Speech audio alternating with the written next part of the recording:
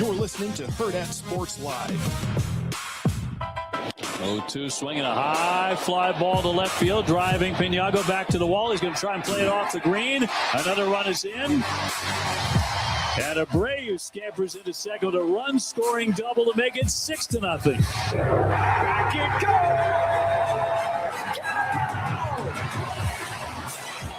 goes! His second home run of the ball game. Hooked down the left field line. It is a fair ball. Alfonso's in to score on a double from Freddie Freeman, and the game is tied. Here's a drive left center field from Adele. It's Gilbert watching that one fly. And the Angels power out a couple of home runs here in the fourth. Rosarena deep right center. And it disappears. Back to back. Can zone and a Rosarena. It's 5-3 Mariners. Good morning. Welcome in Hurrdat Sports Live, presented by Next Gen Mayo Medical. That's DB. I'm Ravi, Lulla here at Hurrdat Sports HQ. What's up, DB? How we doing? Oh, we're doing all right. How are you? Just a day, just an ordinary day. Staying cool out there? No, I'm good, man. I'm cool. I had it was a relatively quiet weekend. Okay. Although I think I met with Coach Lamanji for at least, I don't know, 3 hours maybe. That's a lot. That's maybe a little aggressive. Minimum. Yeah, we went to Fizzy's. Oh, okay. That must have Saturday been morning. his idea. No, it was mine. He had one, and then, well, I didn't have Zoe, so it didn't matter. Why are you perplexed that I wanted to go to Fizzy's? That doesn't sound like your type of place at all. That's like the fountain drink place and all that kind of stuff? Yeah, and go for the drinks. What'd you go for? I went for the hash brown cake, the in-house sausage, the plate of bacon. Oh, I didn't even know they did breakfast. I just knew they did the drinks. It's unbelievable. Is it? He got this thing called the party foul. Okay. It was a chicken thigh. I gotta look at the menu now. On a biscuit with sausage, gravy, and cheese. It looked elite. All right, so it's called Fizzy's Fountain and Liquors. So I mean, the food isn't. You don't even order. You like call on a phone. So I've seen the. And you know, I was upset with them a couple of times because you can't be under 21 and go in. And I was with Zoe a couple of times, and they were like, "Yeah, no." And I was like, "But she's with her dad." They're like, "Yeah, no." And they canceled the reservations on their own. They're like, "No, we're good." So I had them on punishment for a while. I'm trying to find the menu here. Oh, that burger looks interesting. Goodness gracious. Yeah, I got the basic. It's really called the basic female dog. And you don't like those words though. And I just was like, yeah, I'll just take the basic B. You're like, I don't like using language. Listen, my eggs were. That's probably the second or third place I've been to. I had some in Boston that I remember very well. I had some in Charlotte that were elite. But I like scrambled eggs isn't even my favorite. Yeah, you're not a huge scrambled eggs I guy. just think it's the same. I'll eat eggs anyway, except probably poached. All right, so party foul. That's what Lamanji got? Yeah, read that. Fried chicken thigh. Yep. House sausage gravy. Cheese, fried egg, hot sauce, and choice of biscuit or brioche on a waffle. Yeah, he got his on a biscuit, and it was definitely homemade. He doesn't strike me as a waffle guy. No, and I got the basic B. Okay. Choice of sausage or bacon, hash brown cake, choice of 2 fried or scrambled eggs. So you don't like yolk, so you went with scrambled. No, I love yolk. Well, why don't you go fried then? Because I don't trust it. Oh, okay. And see how they say over hard? Like sometimes chefs don't really like to do, I mean, I'm not doing over easy. I'm not doing over hard. Yeah, certainly not. No, that's disgusting. That's basically. I mean, I would eat it if I was going to put it on a sandwich. Maybe, but I like yolk. Yeah, so do I. But especially with the hash brown, I bet that'd be good. So the hash brown looks very unappealing. Yeah. It's a block. Okay. And it's very crispy on the outside. But then you put the fork into it, and it is. So I'm interested. I need to try their biscuits and gravy because I love biscuits and gravy, but almost no one does it very well. You'd like theirs. I need people to use a little seasoning. No, I can't speak to that. He did ask me if I wanted some, and he had knife and forked that thing. So I was like, yeah, no. Like, a lot of people forget that you need to like actually season the sausage and the gravy and all that kind of stuff before you put it on the biscuit. Man, my eggs were, capital ELITE. Well, I apologize, Fizzy. I was unfamiliar with your game. I thought you were just doing fountain drinks. So I bet on my plate of bacon, I bet I had 8-9 pieces. Yeah. It's pretty good. Usually you get like 3 or 4 tops. Man, listen. Like the Terminator, I'll be back. Because that's downtown, right? Yeah. All right, maybe we'll have to make. I'm there every Sunday anyway. Oh, is that where you go to church? Channel 7. Oh, Channel 7. That's right. Which is right across 8th and Pacific. Yeah, it's like so that's on 13. Yeah, that's not bad at all. And I get off on Martha anyway. Oh, you take Martha down? Yeah, it's the closest to Pacific. Yeah, but it's probably faster. Just takes 13th down. So I thought about it because I used to live like 2 blocks up from. So matter of fact, KTV. Like if you plugged in Fizzies from my house, it would tell you to take 13th. Yeah. 13th is a little underrated when people are going down to like the southern side of downtown. Yeah, but the problem is, and it's not even a problem. Fizzies is almost too Pacific. So you're driving from the exit where King Kong's. Yeah. And I get it. I honestly, like with the traffic though, with the rest of downtown, I think it's still worth it. The only part that's a headache is Martha, like where El Ranchito is. So like 20th to like 13th, where he'd come out by the old, what's your old place? Grace. Oh, yeah. Like that 2-way is not great. Is annoying. Yeah. Well, because Martha, especially if people want to turn left. Martha, you're getting dumped off at like 24th, aren't you? Yeah, 22nd. Yeah, I mean, that's still a little bit of a drive to get over there. That's cool. I like the neighborhood. I do, actually. And then yesterday, Ryder and I, we went to a food truck way north over by Druid Hill, just like 30th and Sprague.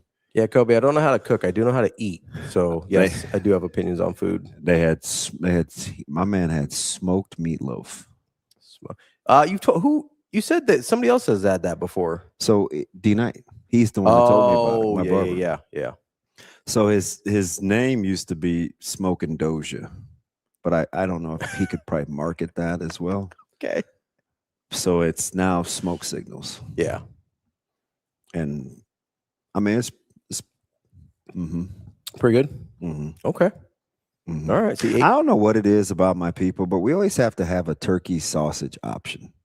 Like I get it. A lot of guys don't eat pork, but is that like a Nation of Islam thing? It's not even so. Like my barber, he's not. It's not a. But he doesn't. It's not a religion thing. He just doesn't eat pork. Now he's super thin. So yeah, he's lean.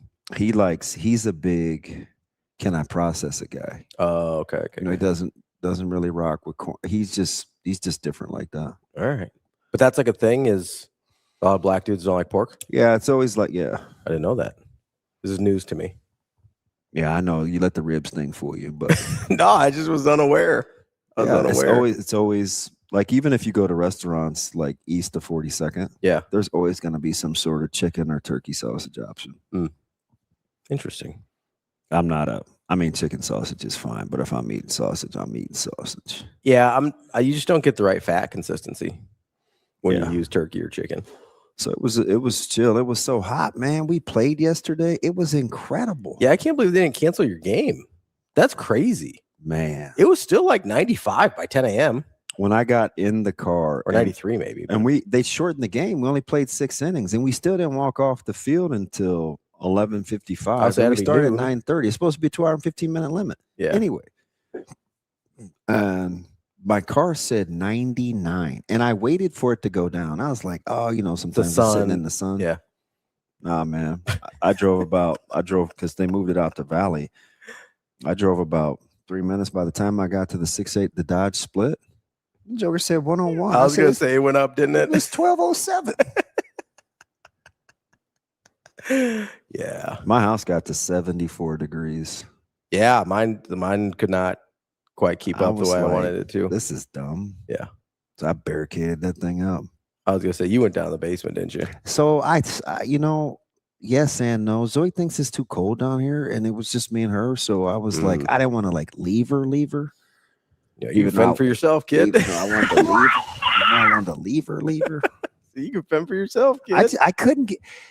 I'm 50 some years old. That's the hottest 2 days I can remember where it was actually 100 degrees with the temp. Yeah, we got. I get the feels like stuff. It feels like yesterday was 120, but I didn't look at the record. Yeah. Like the actual record, but we had to be close. Had to have. Well, it's supposed to be above 100 again today.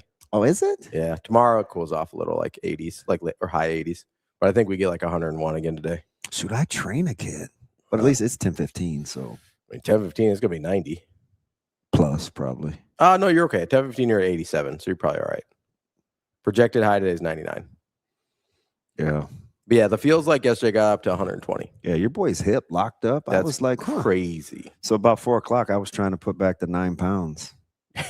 Listen, I took a spoonful of rock salt. Yeah. I put it in my mouth and I swagged some water around and I swallowed that thing. I was like, yeah, we need to work quicker. Dude, I should have weighed myself after the state games a couple weeks ago because you said you were spent. And I had to change clothes like twice. I was so soaked leaving baseball. I didn't want to turn my AC on in the car because then you're like, you're really cold. Yeah. I was like, no, we just gonna have to get the teeth clattered because. Yeah, I changed between matches and I changed again before I drove home because I was like, I'm not doing that. That'd have been a battle of wills. Yeah. It was tough out there. So it's weird. It's funny, Kobe, but because it wasn't like hot. But you could just tell it's different from my house because you've been inside. Yeah. But it's got to be 30 degrees from the basement to upstairs. It is. I don't know on a number, but there's you can tell. It is. Yeah. Frigid down there. Yeah. So you know what I do is I close half the vents in my basement, and it kind of evens out the temp a little bit. Yeah. I'm down there so much. I ain't trying to help out upstairs. Is that not what? It's a little funny. I'm saying you probably could close 2 vents and gotten it back down to your 72 upstairs. Keep it a buck. Like it down there. Did you eat anything good? Yeah. So yesterday was our anniversary. So we did a bunch of restaurants and stuff over the weekend. Did you just do you just hopped around? Yeah. So we did our big dinner Saturday night. Where'd you go? Do you want to put them on blast? Sure. Well, we went to Sullivan's. Okay. Coach Samanji, so it's funny that came up. He's like, yeah, that's one of the places he wants to try. So I like the vibe. Been to 801, been to Committee. Yeah. It's been to Legacy. I like the vibe in there a lot, and they got a lot of options for Natasha with seafood and chicken and stuff. That's where my bachelor dinner party was. I'll be honest, I had your boy ate in the dark, basically. So it's a little brighter in there than I think it used to be because I've been there a few times, and it wasn't. Couple times ago, it was real dark, and I think they've sort of brightened it up a little bit. But we like sort of the ambiance in there because it was 7 o'clock, and my brother had me thorough by then, so I was like, I did have, I think, one of the best things I've eaten in a while. What's that? It was a tempura lobster tail. It's got to be a thing. That's kind of what I had at when I was in North Platte. It was a chicken fried lobster tail. Phenomenal. And I don't think you understand how hard that is because it's easy to starch lobster where it gets chewy. And you get overdone and it's chewy. It's got to be super flashy. It was honestly, not only was obviously the batter's good, but it was really. I'm team tempura. Really well cooked. I'm team tempura. Because I've had my issue with lobster is a lot of times when you get it, it is overcooked. Oh yeah. And it's one of those things when it's bad. It's awful. Once it gets overcooked, you're like, I'm out. Yeah. This was phenomenal. It was incredible. I didn't know they had that. I didn't either. I saw it on the menu when we were deciding where to go, and I was like, "Ooh, I'm probably gonna mess with that." I've probably had the 4 or 5 best appetizers in the last 5 years in my life. Okay, In my life. let's go through them. What do we got? Well, one for sure is I had a scallop on Oh, you told me about this. the grit hash brown The cake. huge scallop. I mean, That was in North Platte, wasn't it? yeah, that's top. That's top 4 or 5. Yeah. I had in Boston. It was basically breakfast sausage with like they ping pong balled like shredded hash browns that were seasoned. And then it had like this panko breading with Gouda cheese. Sounds very good. I was eating those things like M&Ms, and they only gave you 4. So I was like, yeah, it's a good thing I don't have to share. I think I ate 8. Yeah. Yeah, and they were like $19. Yeah. So I had $38 worth of appetizers at a restaurant in Boston. Concert Chris and I were in Chicago, and I got shrimp stuffed with chorizo, Oaxaca cheese, and jalapenos, and it was wrapped in thick cut hickory smoked bacon. That's pretty good. Elite. So those are the ones that come to mind. I was in Arizona and had a lamb egg roll, which that sounds super legit. My only knock against the lamb egg roll was a little rosemary-ish. Yeah, but you can get a little heavy on that on the rosemary. Yeah. Well, shoot. So we staggered into a place called Savory Spice. Where's that at? It's in Rockbrook. Oh, okay. Game changer. Really? So I went in there because that's where Verzal he has his smoked pastrami recipe on file there. Gotcha. Yeah. So because that's the pastrami that you finally decided you like pastrami. Yeah, I went in there the other day, and I won't call him out because he's a great dude. I was hinting around to him like, "Hey, you got any in?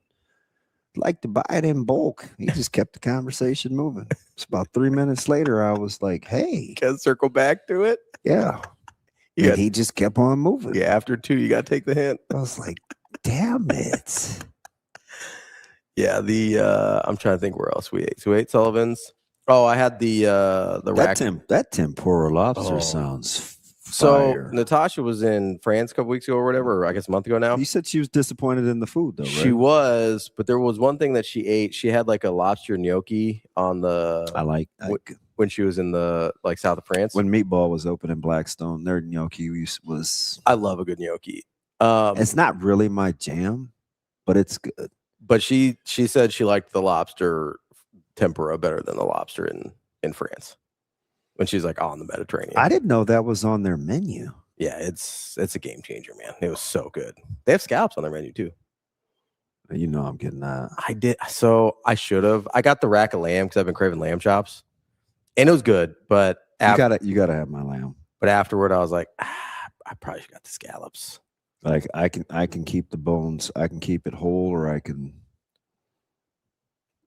slice them. You ever go to not to put everybody on blast this morning? Well, I guess Sullivan's wasn't blast. That was a compliment. But you ever go to Mouth of the South?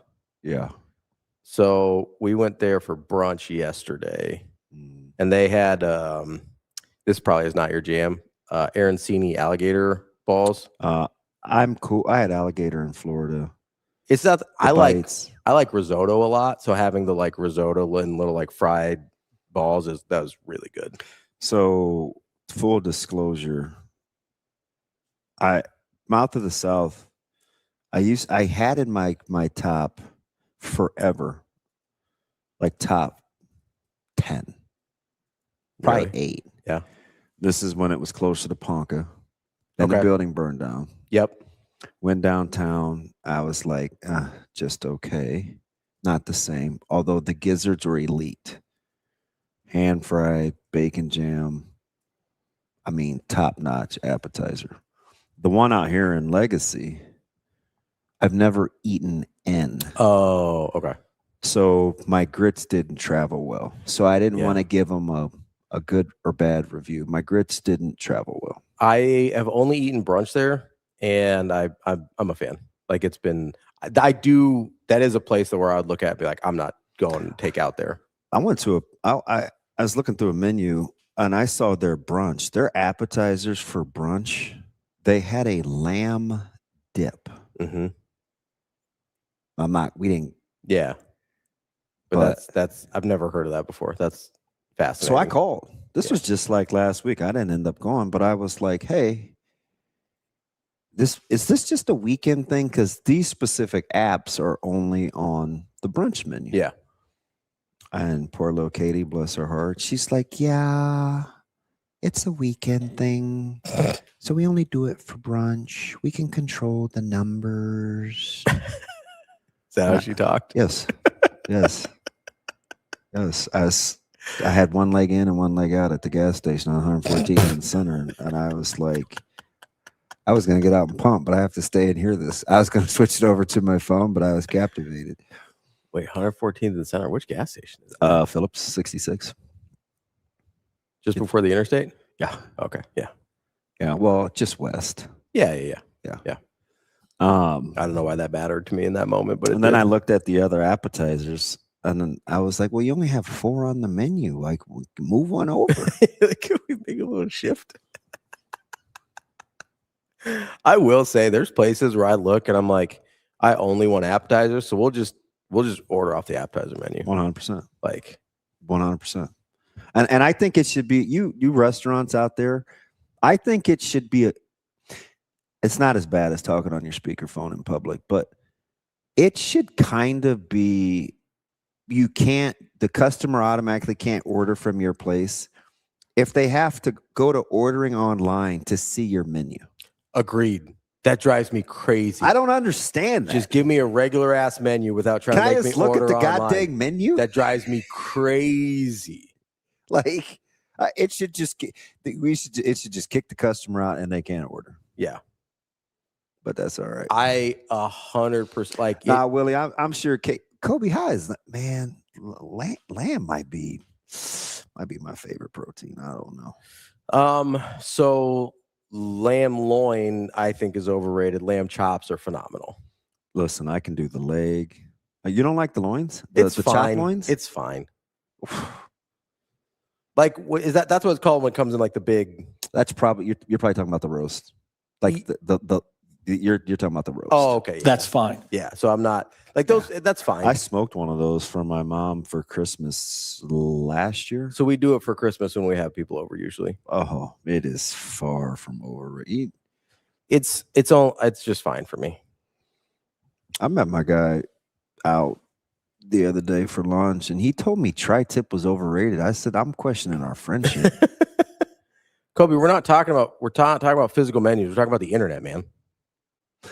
Yeah. No, I get it. I know what he's saying, but I'm not talking about printing. I'm just saying when you go online. Yeah, when we're talking on their website. Yeah. Like if I can't just click on a button that shows me your menu and I have to go to the order online option, I'm going to be super annoyed, and it dramatically decreases the chances I'm actually going to your restaurant. Yeah. I'm serious. So there's a place here downtown, TJ, that has probably easily the best lamb burger in the city. I don't know that I've ever had. Well, that's not true. It's Oh, okay. Yeah, it's super rich. Yeah, but it's you got to be like in the mood for it. It's heavy. They cut it with an aged cheddar. Yeah. Legit. So that reminds me, it's a little pet peeve of mine. People need to be more intentional about their cheese choices on their foods. Why? Because a lot of times people just like. Do you like cheese? I love cheese. I love cheese. I love cheese. But people are lazy with their cheese. There's probably 4, Chuck. So yes to your question, like, or no to your question, it wouldn't be like citywide. It'd be like 4 restaurants. Like you gotta be a little bit more discerning about cheese choices, because people will just throw something on there and be like, hey, look at this cheese. Like you need like lots of cheeses all taste different. They have different things they emphasize. They have different things they bring out. Like a lot of times people either, two of my biggest pet peeves, because I love au gratin potatoes, is when they use the cheese and don't like season anything else, and they like let the cheese carry the flavor. And I was like, that's not enough, especially if you're being basic ass with your cheese choices. Like you need to do more than that. Like you still need some seasoning in there, bud. Number 2 is when they're like on a burger or a sandwich or something, and they don't make like an intentional choice about the cheese to complement the rest of the flavors, and it sort of just all blends together flavor wise. Like I need a little contrast. Yeah. No, I'm with you. We got to do a little better, guys. There's lots of cheese out there. You can do whatever you want. My food takes are strong, Kobe.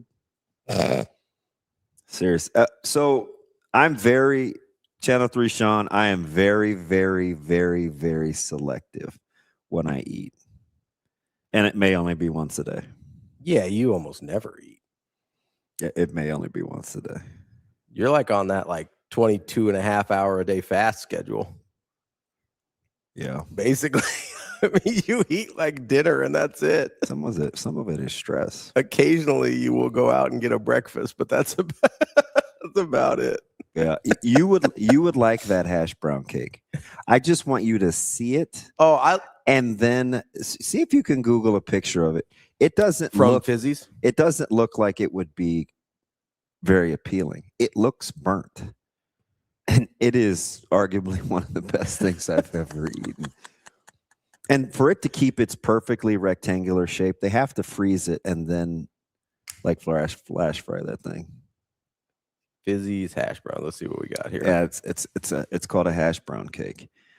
Corn Raider, I have some. That guy right there? Nope. Okay. Nope. It's square and it's dark. Like that one?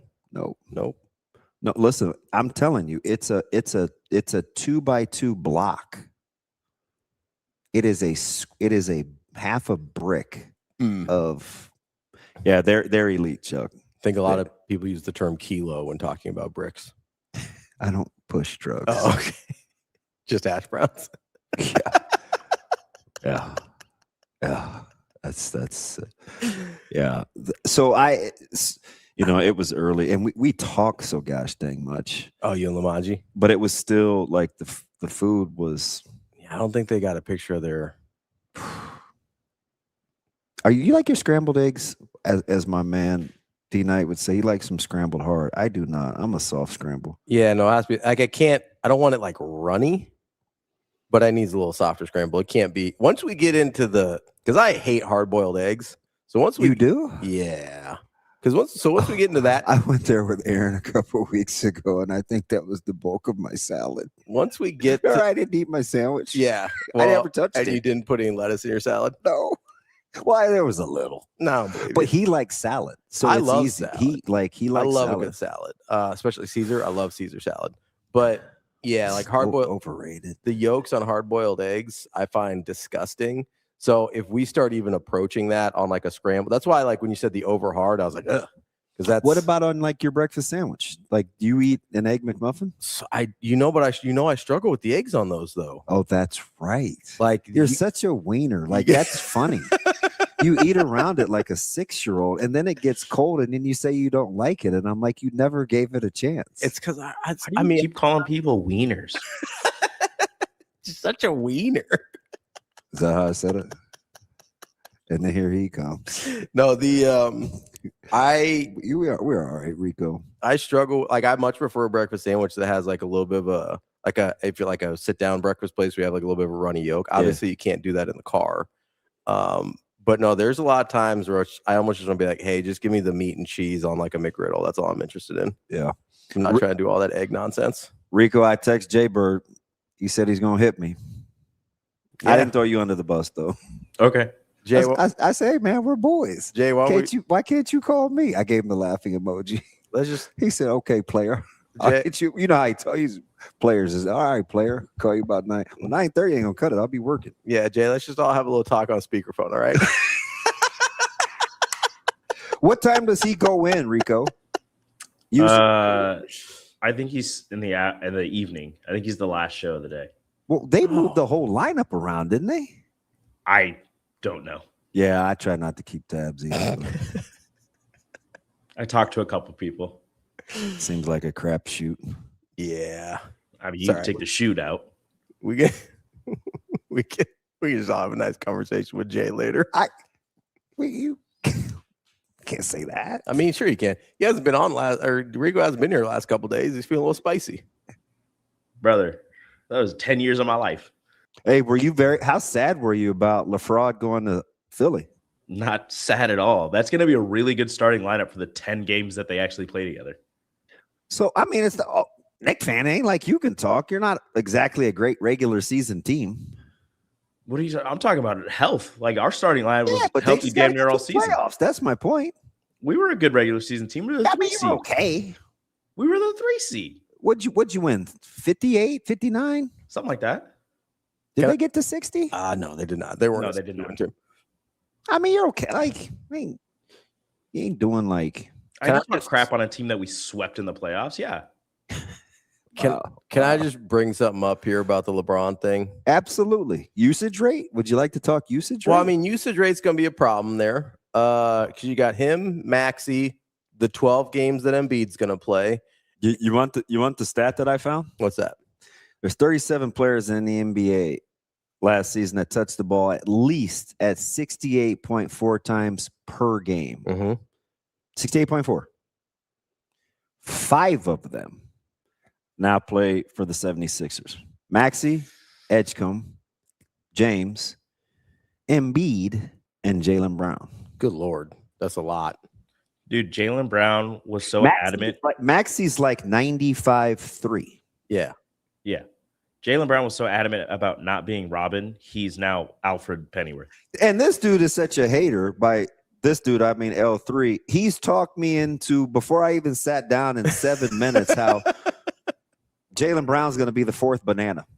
He is. He didn't want to be a second option. Now he's like a 5th option. The heck off. He's not going to be the 4th option. No. For a guy who can't go left, who's he taking the ball out of? Who's taking the ball out of the hands of? Best case scenario, he's 3. Worst, he's 4. 3 behind who? Maxey and Braun. He ain't going to be behind LaFraud. Yeah, he is. No, he's not. Listen, even if LeBron takes a little bit of a backseat, that's what we talked about before, right? Number one, the perception of that team is that LeBron is coming in to like be the savior and take him to a title. Well, he's going to have to play the 4. I understand that. Essence. But that doesn't mean he's not going to handle the ball more than Jaylen Brown is. Okay. Well, you just imagine Maxey just running around without the peel? No, but that offense would change dramatically. That's the problem. Is it's Maxey and then Braun. He's not. Then LeBron James Brown will not be the 76ers' second scoring option. I think you guys forget how much they try to force feed Embiid when he's actually on the court. I understand that's that. True. I'm Also cool true with that. If he would have not listen, if you'd have said Joel, I'd have been like, oh, okay, that's Maxey and Embiid, and then Jaylen's gonna be the wing, but it ain't gonna be Maxey then LaFraud. I'm not even talking about scoring options. I'm talking about ball domination. Me too. Braun is going to dominate the ball more than Jaylen Brown does this year. LeBron has only played one way his entire career. Yeah, but I mean, even Jaylen for the Sixers was only in like the 68. He's like a 68-4 guy. I understand that. Here's the other thing I do. Here's the other thing I'm questioning about LeBron right now. Is we keep talking about the longevity, and obviously TK, they'll be able to score. Obviously, it's unreal. The Lakers offensively should. Oh yeah, they're not outstanding. They're not going to guard anything, but I don't know. Score. They got paint presence. I like Walker Kessler, but I wish Carr wasn't 170 pounds. Yeah, it's gonna be tough. He's only 21 though. 21 isn't that young for a draft prospect. I'm talking about to be 170 pounds. He's gonna grow. I know, but even like if you're 170 and you're 19 and coming out in the draft, I feel differently than if you're 170 and 21 coming out of the draft. I think it's the pro regimen. Maybe. Period. Like he's got time. I just hope he can get buckets like he did in summer league. My question is this. Okay, so and would they move up a spot to get him? I think so. Maybe Pelinka looks smart. Maybe. He put all his eggs in one basket because they got no assets. It's funny to use the term eggs. I like eggs. They're all white. I see. I agree, Cope. Like, what? That's fine. So they lack a little pigmentation. They'll get buckets. Did you know that last year was LeBron's lowest scoring average since his rookie year? Yes. I mean, we're 22 years. It makes sense. He's 50. I understand that, but what I'm saying is 41? Yeah, he'll be 42 next year. So my question is, though, while we are all like, oh, LeBron's well, going that's to the Philly, problem, Kobe. What's that? He's got to really work on the defensive end. He's got to work. He is slight. Those wings, they're going to go at him. His third lowest 3-point shooting percentage of his career. Why? You're the one. You're proving my point that he's not going to be the second option. No, I'm saying he's going to be a bad second option. He's not the second option. All right. Right. He's the third option, and Jaylen Brown. I don't even think he's going to be the third. Jaylen Brown's not going to handle the ball more than Braun. I would bet on that. That he's not? That he's not going to handle that Jaylen Brown will not handle. Like I will bet you that LeBron's usage rate is higher than Jaylen Brown's. Okay. You're wrong. Lucky for you guys, I'm the plus day 80, is not right? today. 70. It was 50 and then 20. Because you were down to 40. We did a tenner. Then you won a 20. Oh, the now sneaky you're at 70. tenner. The sneaky tenner. Yeah, you're at 70. Well, I gave you multiple cracks at it, too. I gave you the position, Yeah. the side of the ball. Yeah. You said the guy's name out loud and then didn't take him. Yeah, then I went And away then on you it. said the guy's name out loud the second time and didn't get it. No, I had some good guesses, though. Yeah, you had a couple of elite. Yeah, but yeah, it is what it is. It's all right. You talked yourself off of Tyson Terry. You talked yourself off of Vincent Evans. I did. Jeremiah Charles is a good pull, though. Jeremiah Charles is a great pool. He's going to have a good year, I think. The guys like him. I will bet you the rest of the 30 to get to your 100 that LeBron James has a higher usage rate. Oh, than do you Jaylen know how Brown. far away that is? I'm I just may saying. want to cash that in. Okay, well, we could just leave it hanging out there like a future bet. That's fine.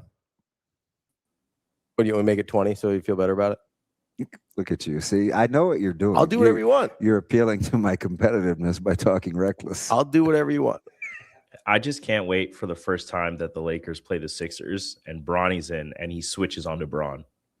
Anything 50 or Wait, is that guy still going to be? Bronny's not going to be on the team Is in that guy November. still be in the league? That's gonna hit like crack. There is going to be like Crack isn't even a thing anymore, is it? I'm sure it's out there somewhere. I'm just saying there's going to be a trade that comes, like there's going to be a Shams bomb here in about a week that says Bronny's been traded to the Sixers for a second round pick and cash consideration. So there has to be, for $8 million, there has to be something else to the deal, right? Yeah, as they're going to dump him on Philly. That's what's there to the He's deal. probably got like ownership stock or something. No, I'm talking. I mean, he signed for $8 million. He did say it wasn't about money. And I almost guarantee you if the Knicks didn't win the championship, he was going to New York and I would have hated it. Dude, no, his agent said that. His agent said if New York didn't win the championship, this would be done already. That's ridiculous. I mean, I'm very that's two amazing things that have happened. You win a want- title and you wanted to avoid travel? LeBron. You wanted to cheer for that guy? No, I'm saying I. Oh, No, it's two great things. They win a title and they avoid LeBron. yeah, because I'd have been laughing at you. I'd have been like, you know how mad he would have been? I would have accepted the laughter. Mad as I was, and people think I'm crazy. They he's miserable, man. You cheer for LeBron and Ohtani and blah blah blah. I mean, I don't dislike Ohtani like I dislike LeBron. Getting LeBron at 34 and getting him at 41 are not the same thing. No, Let's just be clear about that. Also, he still elevates your floor, though. I agree. That's why he's going to have the ball in his hands more than Jaylen Brown. It's not either. What It's number? fine. The would Knicks you are going to still be like the 2 seed and going to make the ECF. We're good. What number would you like on I think everybody got better in the offseason on paper. That's a challenger in the East, but the Tricks. The Knicks just got more mature. They just ran it back. So I don't know if I would be giddy if That's I were part you. of the problem too when you win a title, especially with a team that people love. I mean, like, are you trusting Cat to stay hungry? Nah, he's gonna zest his way through the Yes. season. You can't. You have got to stop saying. I'm trusting. Talking about like seasoning. Hey, I'm trusting Jalen Brunson to still want to go at people's throats. How quick before we hear about LeBron throwing Embiid to the ground for not practicing hard? First practice. That's if Embiid is healthy. And then Embiid will be out for 3 months with an injury. What happened? LeBron, he pushed me down. He's going to go home and drink his Shirley Temples by the pitcher. LeBron James. See, I forgot how I know you checked me on that. Oh, which part? He does. He gets on me all the time when I talk about LaFraud. Listen, what number would you like? It's not even a tough case to make, Hot. I just don't like the drama or the amount of humble brags. I don't like the self-proclaiming. Like, where do I? It's not that hard. I mean, I would be one of millions. I just don't like the aesthetics of how he plays basketball. Well, that's the base. I said that that's just from the jump. I don't like bully ball. Yeah, I just don't like how it looks. I mean, what case do you want me to? I mean, he looked great in Miami. It still didn't fit my eye. Like it's not like an ability thing with LeBron. It just doesn't fit how I like people to play basketball. So did you like him more second Cleveland stint when he was dishing the pill more? No, he just holds on. He just has the ball. He's so deliberate. He just always has the ball, and he listen, he's got like a basketball savant mind. Like, I'm not denying any of that. But he is so deliberate in the way he plays, and then he bullies his way to the spots he needs to get to, which is City of Brotherly Love. Which is that's kind of fun. Fine, but that's not how I like to watch people play basketball. Like, it's not an amount of like, oh, he was better in Miami or he's better in Cleveland. Like, he's always played basketball kind of a certain way outside of maybe his first couple years in Cleveland. Certainly by the time he went to Miami, he had figured out, hey, this is the most efficient way for me to play basketball, which is great. It's just not a fun watch for me. Like, it just isn't. I think early LeBron in Cleveland is the only version of him that I even sort of liked to watch. Slight LeBron. Yeah, I mean, he was pretty lean, and he hadn't decided, like, he hadn't gone computer brain on the. I mean, it's kind of the thing that's Kobe. I think he was offended that he was so down on their option list. His feelings were hurt. For who? LeBron.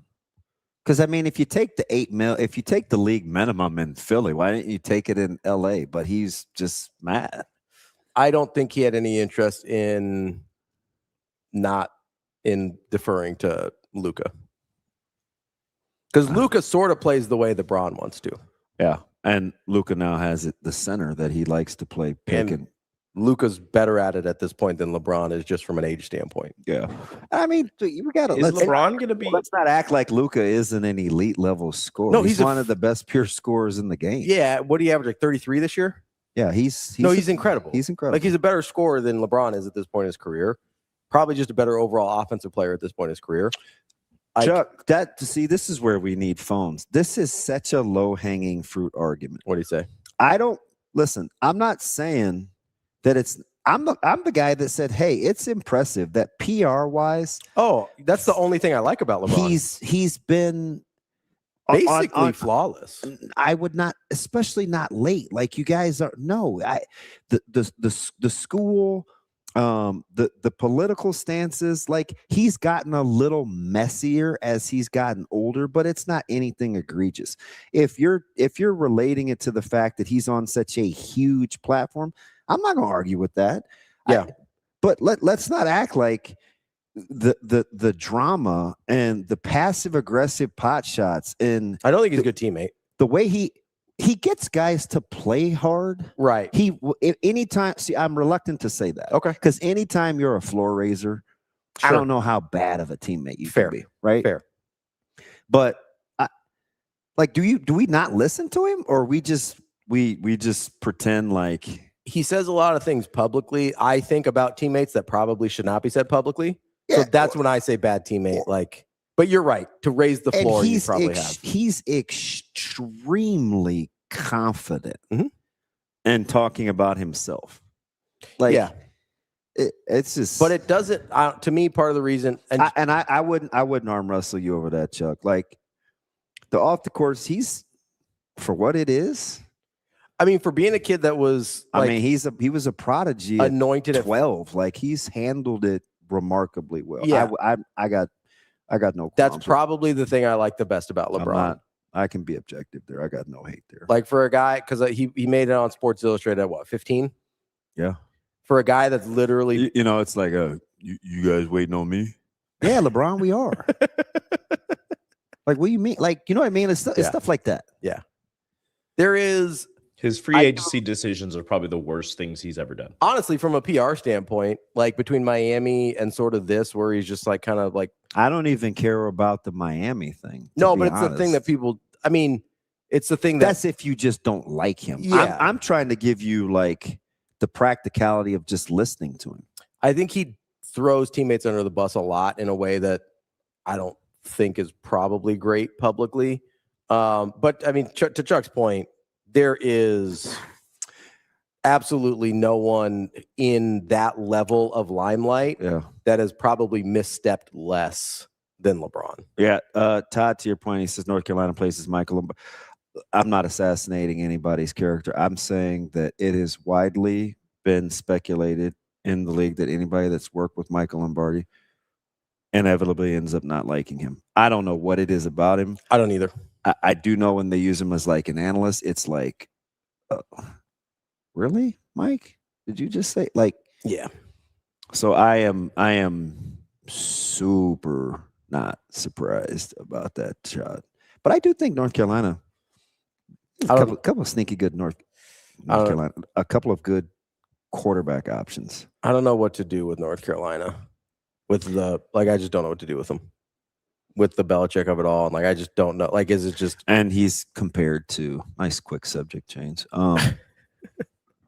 Yeah, I don't. I'm sorry, Kobe. I don't see everything in the chat, champ. I don't. Just kind of come as I go.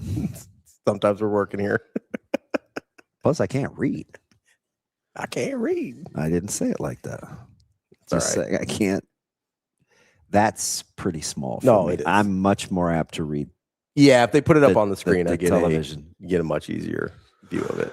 I kind of like TCU. Do you? Yeah, I do. I kind of like TCU. Little bounce back. They're gonna be like spoiled milk, and somebody thinks they're gonna get some good cereal, and then TCU's you're gonna taste it, and you're gonna be like, oh God, something's off. They'll be like, yeah, you didn't prep this week, and they got you. That happened to me like 2 weeks ago. Isn't that the worst? Just where you pour a good bowl and you're like, this is going to be great. And you pour the milk in and there's no like chunks or anything. So it looks normal. And then you go to take a bite and you're like, why does this taste this way? It's just off. I hope there's no chunks, man. You know how long you got to leave milk to get chunky? Good Lord. Yeah, that's not even passing the smell test, Suave. No, like if it's chunky, that thing's going to be bad once you open it. There's sometimes where you just forget to check. I don't know how you got Dude, that was one time in college. That was bad. Went to pour it on my cereal. It was just a chunk. And I was like, well, this is bad. Yeah, I don't know about that, Suave. I'm not even going to hold you and act like it didn't happen with some half and half. Oh, that's tough. But I use half and half quite a bit, though. Yeah. But, I mean, that's not even – the minute that lid comes off, if that thing's chunked up. I feel like it's going to smell immediately, right? Mm-hmm. You're like, why does it smell like cottage cheese? What was it? You just had the golden grams wafting in the air? I was just going. I was just like, I don't need a bowl of cereal. Just opened it, went to pour, didn't smell, didn't look, just quick little. It was bad. It was like the last of my cereal, too. I was very sad. What was your go-to cereal in college? TJ said maybe shake it and make butter. That's oh my God. Wow, that's tough. If it hisses when you open it, dump it. Why is the jug is like solid? It's like bloated. I know this. If the jug is like HP said, I don't even like it when there's a little bit of dried milk around the cap. Dude, for real. That makes me mad. That's fine. And milk doesn't stand a chance in our house with Breeze. Oh God, yeah. Well, not not as big as he's gotten. And it's his favorite. You gotta keep those gains trains rolling. Dude, he drinks milk with breakfast, milk with lunch, milk with dinner. He's on that strong bones. He's on that old body. And I basically buy white water. It's like fat-free skim. he's on that old bodybuilder diet, gallon of milk a day. Yeah, I know my flipping vitamins are disappearing. I'm like, hey, slow down over there, Pocahontas. Easy killer. Yeah. You don't have a sponsorship with Next Gen. Chill. Relax, homie. Man, it's fine. You'll be all right. It's fine. You gonna make it? Yes. Rico, do you like my coaching choices today to start off Big Ten Media Days this week? I do like your coaching choices. I have It's one of those. Is that Carter Nelson? I can't. Stop it. Hey, I know who both of those are. Stop. Kurt Signetti and Lincoln Riley. There you go. gosh, I'm missing my man Tater this morning. There's an interesting write-up by Steve Merrick. Oh, yeah? Yeah. And he talked about after listening to Carter Nelson on Sports Nightly. Yeah. Said, hey, sometimes, he'll be an in-line guy, but sometimes they'll put him on the move. Interesting. And he'll be playing out in the slots sometimes. And I was like, what do we call people that play in the slot? I don't know. Do you mean that he might be playing wide? What do we call people that play in the slot? What? I think we call them receivers. What? I don't know. I miss Tater this morning. In line, you're a tight end. Yeah. On the slot, you're a receiver. I'm just trying to catch up here. Let me see my man Mike times 219. Mike 19. DB, what do you think has improved the most in the offseason, and which one better make the biggest improve? Oh my gosh, that's a lot. At first blush,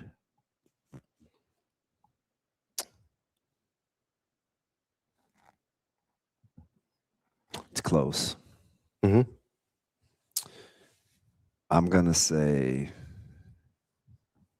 Are these two different answers? Yes. Okay. I'm going to say D-line or linebackers. Has improved the most? Yeah.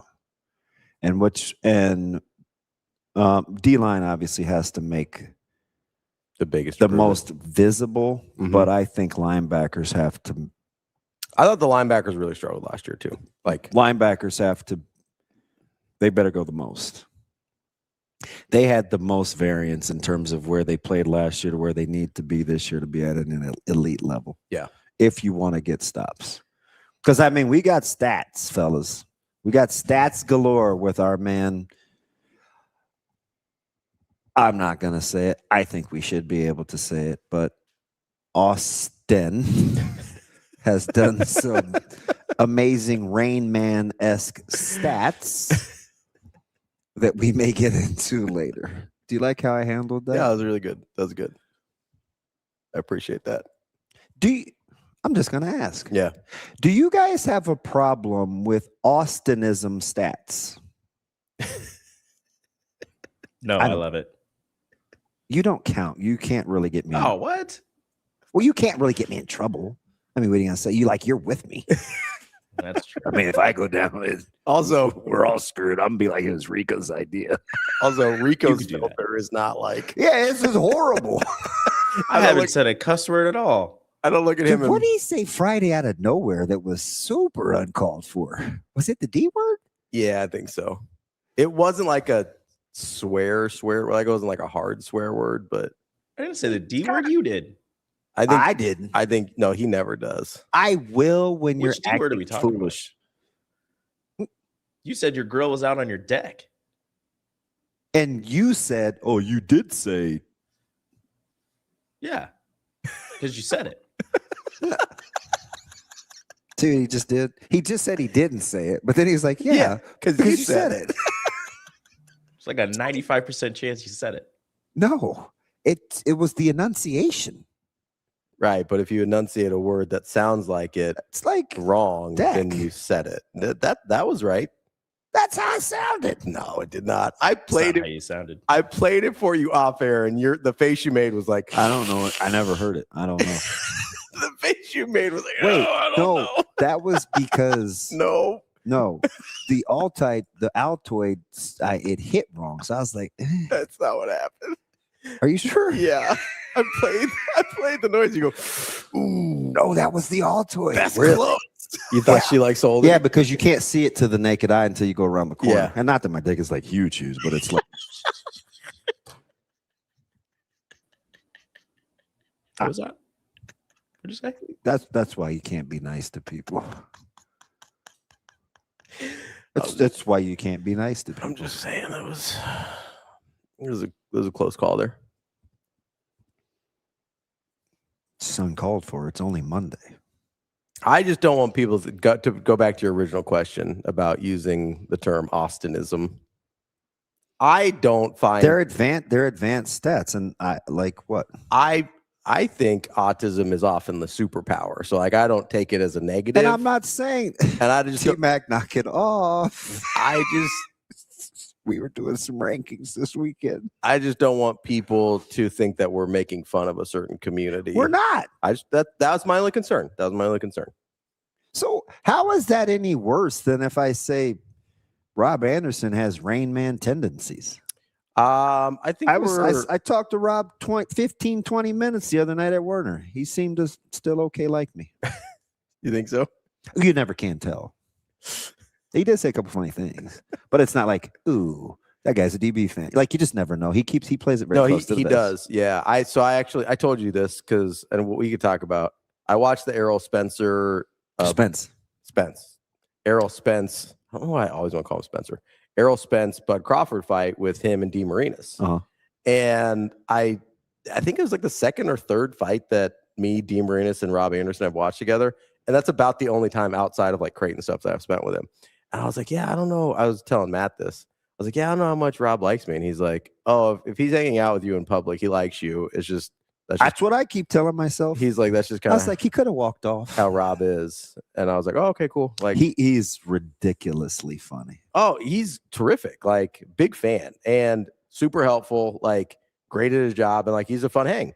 Yeah. But it was just one of those things where it's like, there's a lot of people where you're like, oh, I can tell this person really likes me or is not a fan, and it's a little more ambiguous with Rob.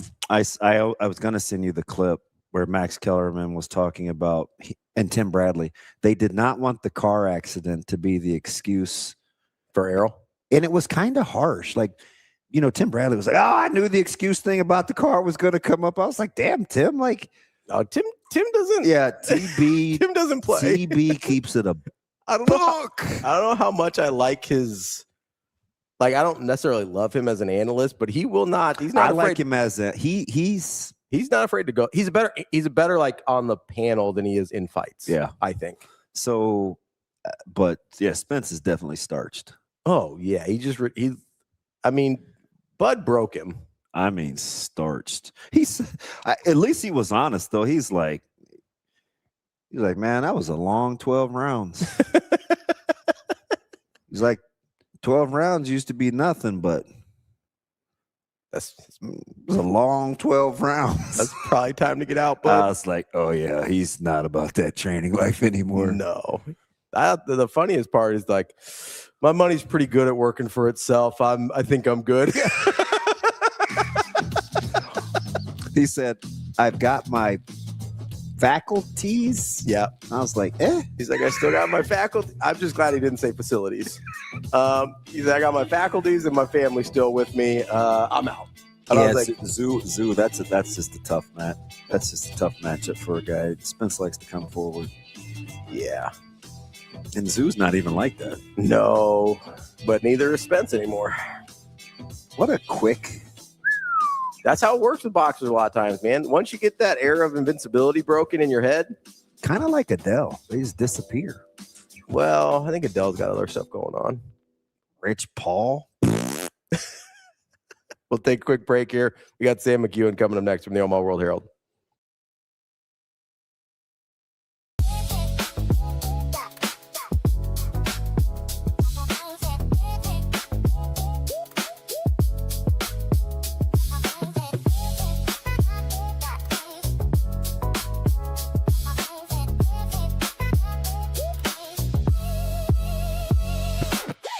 Can you name the 5 Heisman winners before you and then the 5 Heisman winners after you?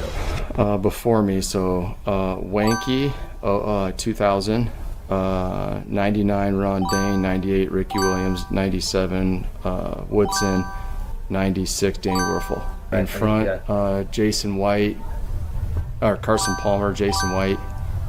04 would have been Leinert, and 05 Bush. But then Glad you put a window in there for me for like 10. I appreciate that.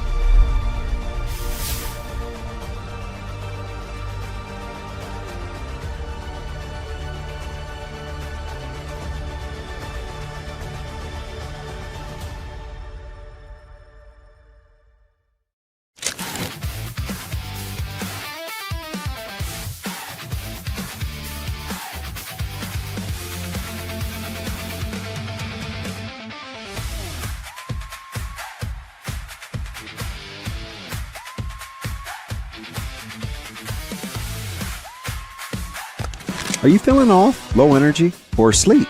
At Next Gen Male Medical, we not only evaluate your testosterone, but overall health. Schedule a visit at nextgenmmc.com. Together, we'll get you back on your game.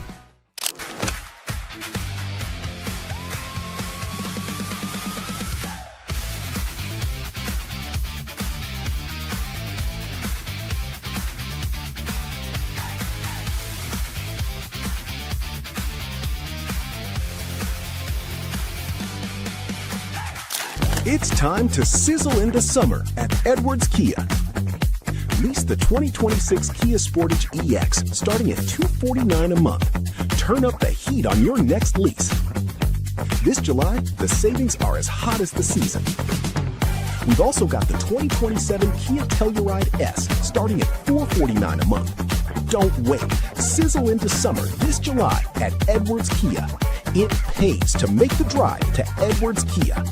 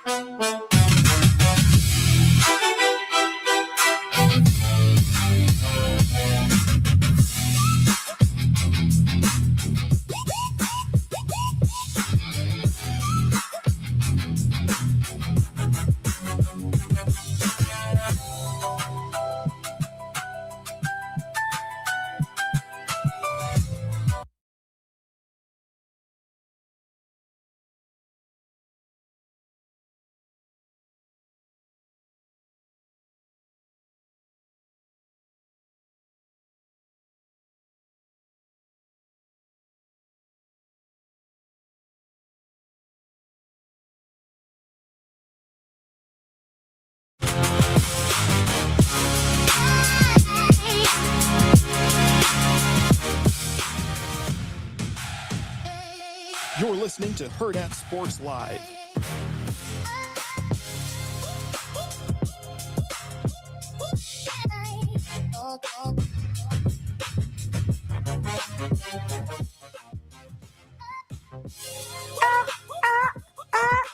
Is that pretty good impersonation, you guys? Welcome back. Hurrdat Sports Live, presented by Next Gen Mail Medical. That's DB. I'm Ravi Lulla here at Hurrdat Sports HQ. We are joined now by Sam McKEWON from the Omaha World Herald. Sam, how are we doing this morning? Good. I'm reading news that the University of Illinois has finalized a 5-year, $30 million jersey patch deal with a bank, according to Ben Portnoy. I think he's Sports Business Journal. Yeah. Yeah, he is. Yeah, he's good. 5 years, 30 mil. Is that better than the monster deal that the Big 12 got? That's more a little bit, I think. I think it's like 4 times more. But you know that's I don't know if we knew what the Culver's deal was with Wisconsin, but that puts into a sense of like, okay, so what does one of the banks want to, is it, whether it's a bank or it's some other company in Nebraska? I mean, that's $6 million a year right there that goes to your over the top NIL. I mean, it's pretty good. Got to find a way. Nebraska's got to find a way to get somebody to create that, and we may well get a jersey patch before the season begins. It wouldn't surprise me. They moved the winning tradition to inside the jersey, so there is now room for that. So I think that would make sense on Nebraska's part. I don't know if they can get $6 million a year, but I would assume that they're working on trying to get something that helps them. Let me ask you something, Sam. I've got a couple of my heads up here today. I've got Lincoln Riley and Kurt Signetti. Mm-hmm. You only get 30 minutes to talk 2026. Who's the more interesting 30 minutes between these two? Well, I think the 30 minutes, if I'm doing the individual interview, I'm probably going to go with Signetti because I feel like I could take that in some interesting directions. But what we're talking about is at media days. And Lincoln Riley's 30 minutes will be more interesting. Signetti's gonna, and he's earned this. He is going to be, fawned over, and so you're going to get a lot of people over there that are going to tee him up for, a lot of one-liners, and he's earned this. I mean, that's probably what's going to happen.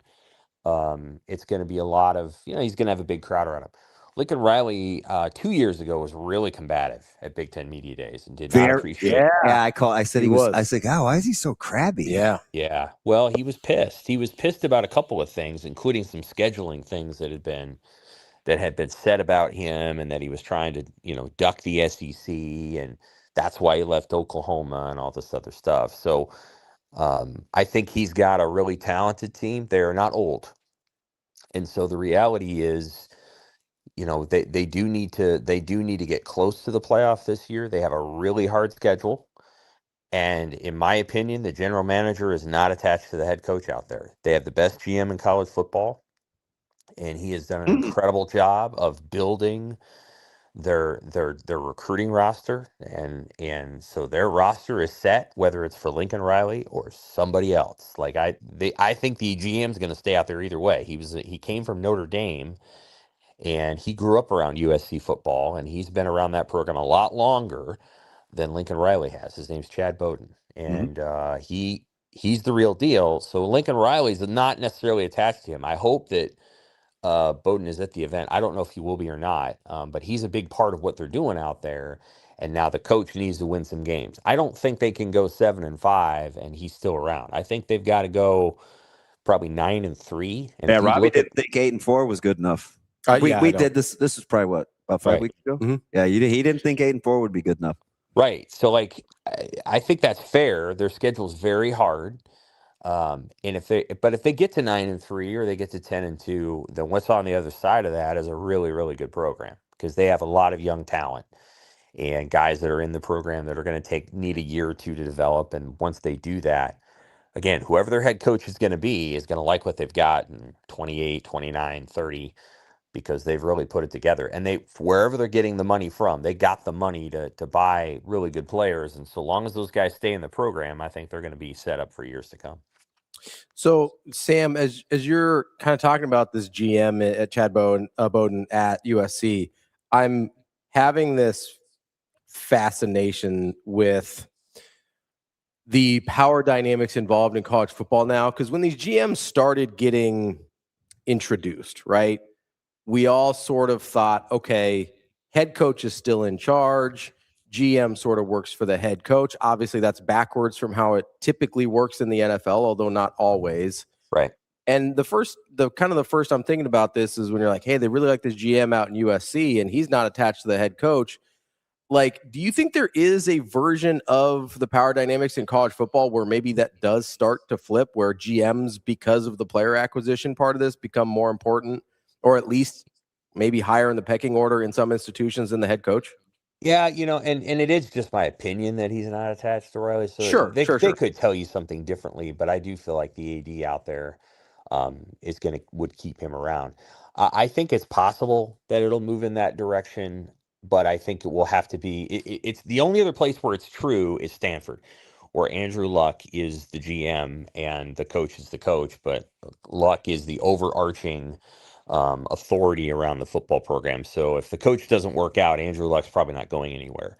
And so there's not many programs that you could describe as this way. It's possible, but I think it's going to require what I just said with Andrew Luck. It's going to be a long-term stakeholder who, like if Peyton Manning decided, I want to go back to Tennessee and do this, then I think it would be like that. So, it depends. It kind of depends on, like, if tomorrow Kirk Ferentz is like, I'm going to remain attached to the football program, but this is going to be my last season, and I'm going to move into an oversight role where, I'm going to pick the coach, and it's going to be my guy, and it's going to be my system, but I'm going to step back from the day to day and kind of run the over the top stuff. I think you could see something like that. So yeah, it's possible. I think it's going to move in that direction over time. I do think you're going to see coaching salaries go down a little bit. I think that the amount of money that's commanded by head coaches is probably a little bit more than it's going to be in 10 years. I think people will understand it's a little bit of an if-year investment. If you're not charging these guys 30 or 40 or 50 or 60 million dollars to get out of the contract, then it can be a little bit one-sided. And so I do think you're going to see some of that going forward, where maybe the coaches are not compensated quite as much, and they're compensating the GMs a little bit more. I mean, sorry. Go ahead. Isn't that kind of the Ron Rivera situation out in Cal? Like, didn't we just see that play out last year? Yep. So that's another one. So obviously the keeping with the West Coast theme here. So yes, Ron Rivera is that story. Luck is that story. I think it's that way at USC. There's probably a couple of other programs where you're going to be experiencing that. And again, we don't really know if that model is going to work yet. There's certain, like the Seattle Seahawks model has worked. They have won 2 Super Bowls across 2 head coaches, and very different systems. And obviously that head coach out there is a hell of a head coach, but he couldn't have done it without the roster building skill set and talent of Schneider. And so, like, yeah, I think you could see that system over time, and I certainly wouldn't be the worst thing. I don't know that it would happen at Nebraska, but you never know. I think honestly Matt Rule has a GM mindset in a lot of ways. I do think he understands the nature of the sport on that level. I think he is not so far into the weeds of, like, calling plays and things like that like he's not able to take that half step back and think about it. I think what Pat Stewart has added to the operation, we don't talk to him very much, and I think we should talk to him once before the season and in the off season. We haven't done that, but I do think where he's really helped is I think he's helped to shape and clarify some of the harder conversations you need to have. And then one thing you started to hear from the coaches and from others is, like, these guys have to have something to do, and the implication is if they're being paid. So you can't just pay guys to, like, be around for 2 years and, like, quote unquote develop and not have a role. They have to have a role if you're going to pay them. And so I think part of what he's been able to do is say, how do you, if we're going to invest in this player, with the exception of maybe like a Latif or a Kalen, you can't just say, well, your job is just to be over there and, like, we'll see you in 3 years. Like, that's not going to be I think, a viable option for Nebraska. That if they're going to invest money in a player, then that player needs to have a role. And so I think he's done a good job of clarifying that for them and trying to make them more efficient in the way that they distribute dollars. Sam, is it possible that Michigan is flying under the radar? Well, they're gonna no. I mean, I understand what you mean by the question. There is a real split camp on that program, and if you read the preseason magazines and you kind of listen to the discourse up there, you get a sense of it. So on the one hand, you have a camp that's like, no matter what else is happening with that athletic department, they've got the right coach, they've got a good roster of players, and trust them, they're going to be a good team. And then I think there's the other camp that's like, there's no way that even as good as those players might be and as good as this coaching staff is, that they have not done some level of like damage to the progress of the program with all the drama that's been going on. And so I think there's two different camps, and then the schedule's really hard. It's just really hard. And so like if they had Penn State's schedule, I'd be like, people are not talking about this team enough. But the reality is they don't. They have a schedule that when I look at it says 7-5. And that's just the way I look at it. Like they play Oregon and Ohio State and Oklahoma. And I think Oklahoma's once again going to be a good football team. We've got Indiana too. Indiana, like I don't see a pathway where that's easy.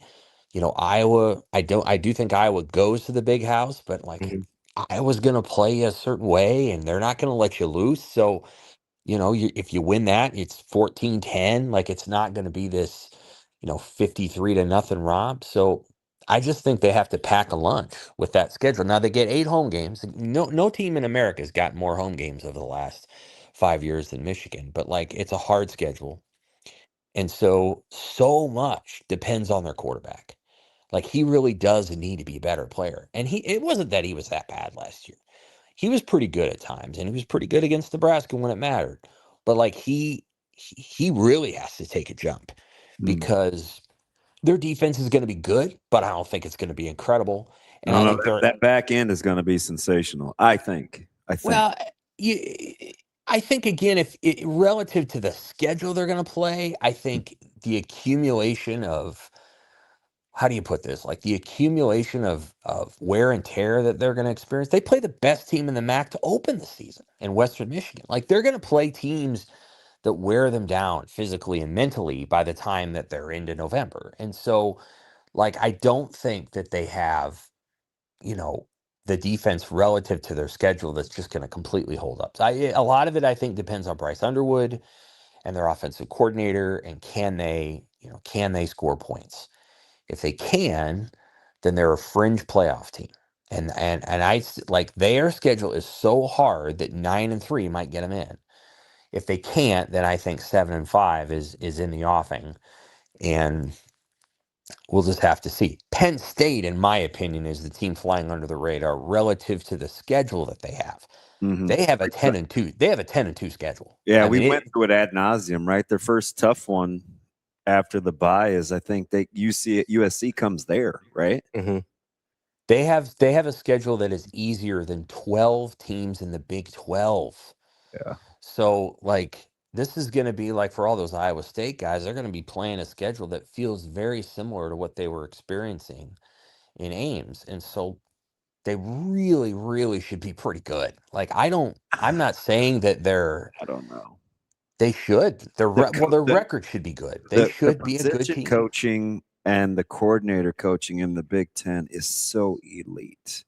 I get, we see the names and we're like, oh, this, because and I'm not saying I don't agree with the schedule on paper, because this came up a couple months ago. I said, wow, this is a heck of an introductory schedule for USC at home, at Michigan in the middle of the season, and that's about it. That's it. That's about right. it. So, like, but I do think the coaching competency is higher. But to your point, Sam, the Cleveland.com came out with their deal, and I think SC was 4th, Michigan was 5th, but only 19 points So 380, 366, and 361 separate Penn State, Washington, and Iowa. 6, 7, 8. Penn State, Washington, Iowa. Does that middle three sound right in order for you at 6, 7, 8? No. So I would have Penn State fourth Ahead because of of their SC and because Michigan. of their schedule. Yes. I mean, I don't know how else to pick. And I had them fourth in my poll when I put this in. I don't know how else to pick the poll than to pick the record. I don't know what else I'd be doing. Like I can't say, well, this team would be more like at a hypothetical game on a hypothetical field. No. Penn State to me is fourth. And then I had USC, and then I had Washington, and then I had Michigan, and then I had Illinois, and then I had Iowa. So here's the thing about Iowa. The question marks about, like, this is not an Iowa team that in theory should be as good as the previous two teams they just had. They do have to replace a lot on defense. Unless they know something about their quarterback position that none of us know, and historically they've known nothing about that position for the last 5 or 6 years. They have the worst quarterback situation in the league. So I don't know how that's going to get magically better when they didn't go out and add anybody and they don't even know who's going to start. And the two guys that they have never played. Yeah, Brown and Heklinski? They barely ever played. Yeah. And so, like, I have no idea what, like, the thought process was going into that. But, like, they solved their problem last year. They went out and got a guy that had played a ton of football. Well, they didn't do that this year. Now they do have an OC that is as good. Like, he clearly flies under the radar. That was a sleepy hire a couple years ago, and I liked it at the time. I think I like it even more now. Yeah, it's a fine hire. Tim Lester is his name. He used to be the Western Michigan head coach. It's a good hire. I'm not saying that it isn't. I'm just saying that, like, on paper, they lost their special teams coordinator. They lost their punter. Like, on paper, this is not the team that you would say, now there's a 9-3 team. It's just not. It's not that team. So I have a hard time. The only thing that kept me from putting Nebraska above Iowa is just history. The reality is Iowa's been better than Nebraska for the last 11 years. And I'm deferential to history. And so the history tells me Iowa's going to be better because the last 11 years tells me that's been the case. And so I'm going to keep it that way. But the reality is Nebraska has a better team on paper than Iowa. What changes is Iowa finds ways to win games. Nebraska has unfortunately found ways to lose them historically, and so I put Iowa ahead of them. But I don't think Nebraska. If you put Nebraska's players in Iowa uniforms and Iowa's players in Nebraska uniforms, I think you would say that Iowa had the better football team and better roster and better situation than Nebraska. How about the next three, which is equally as interesting? Right.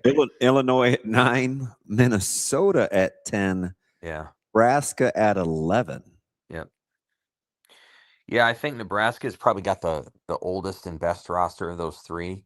I do think Illinois has good coaches, and I think they've done a nice job.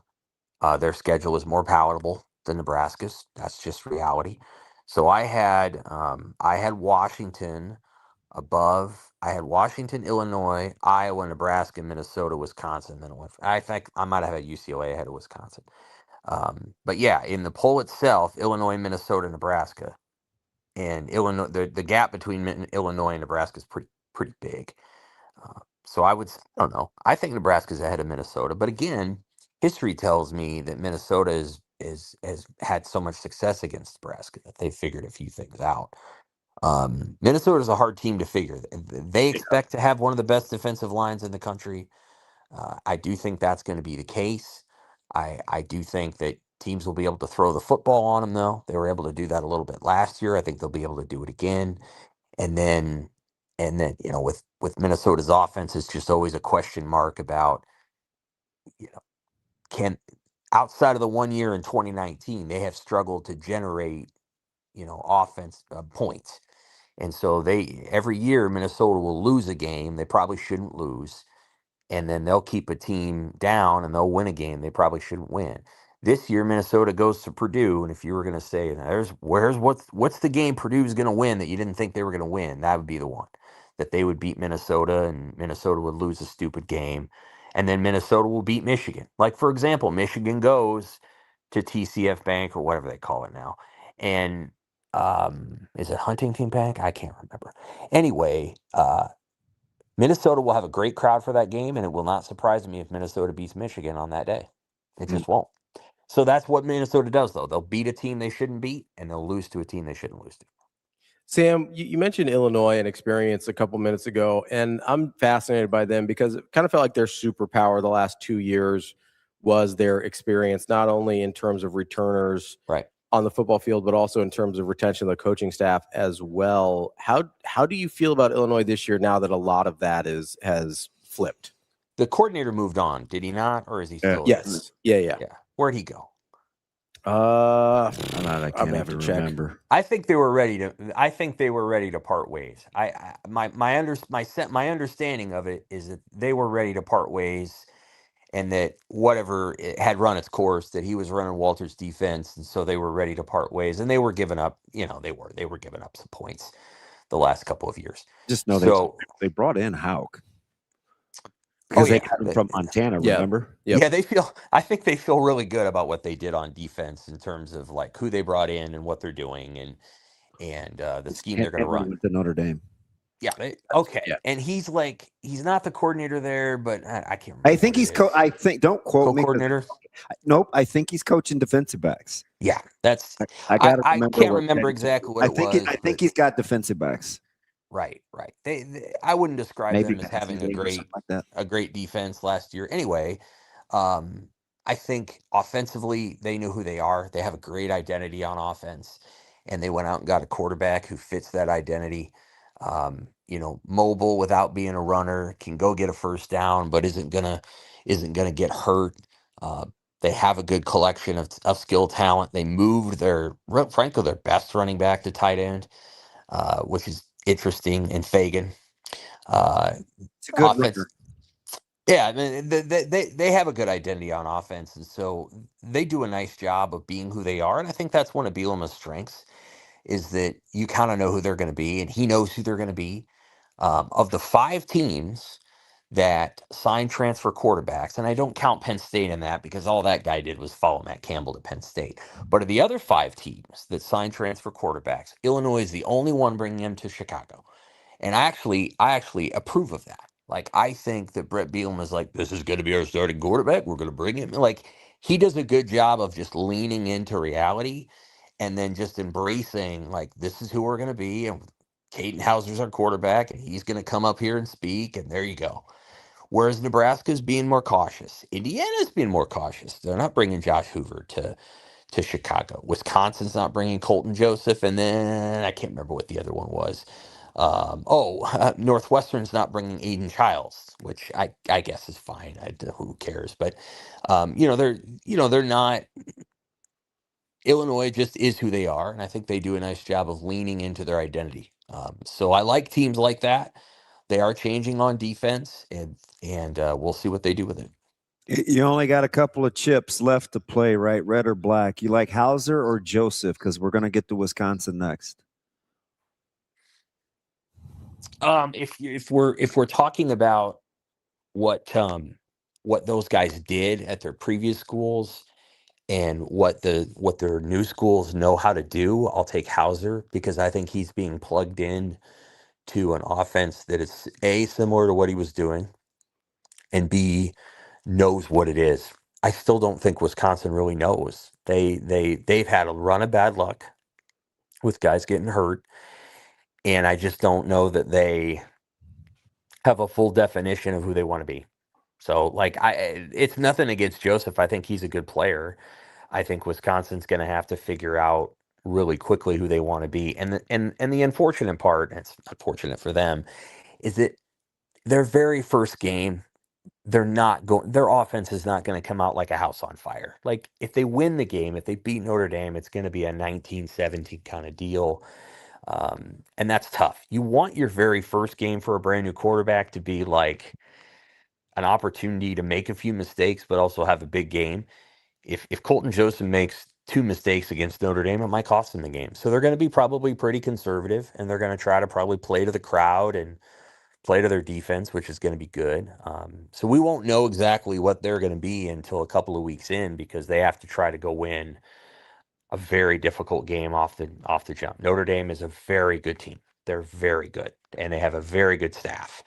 And their offense. Now, you want to talk about an offense. I know they lost their 2 running backs, but man, Notre Dame's offense is going to be special. Shoot, their defense is going to be good. That secondary is got to be best. I mean, they're top 7 defenses in the country, right? It's them, Texas. So it's them. Ohio State's still one of the best defenses. Texas, in the Oregon, yeah. Ohio State. I'm not putting them in the top 7, Sam. Oregon certainly has the best starting 11. I don't know if this is a hot take. Mm-hmm. When it's all said and done, Sam, I don't know if Ohio State statistically will be better than USC. USC on paper has potential to be a top 4 or 5 defense in that conference. I'm telling you. Yeah. They may wet the bed, but the other thing I would say as it relates to Oregon is, again, best group of starters. Miami's in that discussion. Georgia's in that discussion. Just watch Oregon. Again, their first month of football is hard. And I assume Lanning will bring this up, but they play Boise State, Oklahoma State, and USC in the first month, and 2 of those games are on the road. And you tip your cap to Oregon. They did not take it easy on themselves. Granted, Oklahoma State was awful last year, but they won't be terrible this year. And it's a trip that Oregon has to make. That's everybody's darling, right? I mean, people love Mestamaker and that. Right. So, Oregon's first month, I think, is going to challenge them. And then they also have to stay healthy. So Oregon has to. Health to me is super important anymore in the Big Ten. So by the time you get to the end of the season, the level of off-season conditioning that you've done, and your ability for your training staff and your people to keep everybody healthy and keep everybody at the proper weight is probably a determining factor in like whether you're winning those games or not, which is why what Indiana did is incredible. Like the Indiana stayed healthy, and they did not use a ton of players, as you well know, on defense. They only used 13 or 14 guys, and until that final game against Miami, everybody stayed relatively healthy. And that's how you do it. You've got to find a way to keep your starters, whole. And Oregon's going to have to do that, because Oregon doesn't have a wave of like 3 waves of guys. They've got about 15 guys, and then a lot of their backups transferred out to go play somewhere else. Real quick, Sam, when we're talking about Hauser versus Joseph, when you're looking and kind of evaluating that, how much do you care about where they're coming from, in the sense of, hey, Hauser has Big Ten experience at Michigan State, then he was playing in a better conference in the American, versus Joseph, who's coming off of 2 years in the Sun Belt at Old Dominion? Like, does that, I know you talked about fit, and I think that's a really important point as well. Like, how much does where they're coming from sort of factor into who you think is going to be better? Yeah, and the same goes for Calandria. He's got a story similar to Keaton Hauser. Yeah, absolutely. So I think it plays a small factor in the work that you're going to do. Obviously, there's quarterbacks that do an incredible job of coming into the league and just hitting the ground running. Gronowski last year at Iowa wasn't much of a passer, but he certainly was physically capable of playing in the Big Ten and did that really well. So, I think it helps to know a little bit about the league, and I also think it's helpful to have faced some defenses that can do some of the things that Big Ten defenses can do. I couldn't rattle off to you every game that Old Dominion's played. I know they played Indiana last year, but is Notre Dame going to be one of the hardest games Colton Joseph has ever played? Yeah, it is. So he's going to have to pack a lunch right off the bat, and in Green Bay. Right. But, again, they played Indiana last year, so it's not like he's never played a Big Ten defense. He played the national champions last year. So, he's got a clue. But no, if you were to ask me to rate the 5 guys that I just named off, Calandria, Hauser, Childs, Joseph, and gosh, what was that other one? I can't even remember now. Hoover. Hoover. Yeah, I'd put Hoover 1 because I think he'll be surrounded by the most talent. But number 2 is up for grabs, guys. I mean, Childs is super talented, but he's got to find it's got to be the right fit for him at Northwestern. We're down on Childs because of how we made him look, but I know going into that game, there was full-fledged PP tucking. Like, folks were concerned. Sure. And I would say until Anthony stepped on campus, Childs was the the number 1 of the 3 guys that were going to go after Kenny Minchey. And I think Childs was probably number 2 behind Minchey. And then Calandria got there and like, you know what? This is our guy. Like I think they liked just his vibe and the way that he felt. No, Childs is super talented. I think it's got to be the right fit. Joseph is, an interesting one. I think Hauser will be a Luke Altmaier-esque player. So I think he's going to get here and he's going to throw 20 touchdowns and 7 or 8 interceptions and throw for about 2,700 yards and run for about 400. And, at the end of the year, you're going to be like, that was pretty good. He wasn't the best quarterback in the league, but he got you on third down a couple of times. And then Calandria, to me, has in some ways the best ceiling. And then this is even within games. I said this last week. He's going to make some plays every game that you're going to be like, that's like Todd Reesing. And then he's going to make plays in the game where you're like, that's not what we wanted. That's, I think that's going to happen. And Nebraska's going to have to learn to live with an occasional down play because he's going to make 3 or 4 plays every game where you're like, wow. And those are going to be the plays that you want to embrace. September 5th that night is kind of interesting. There's only a couple of, maybe not even sexy is the word, but they're interesting. So Clemson goes to Baton Rouge.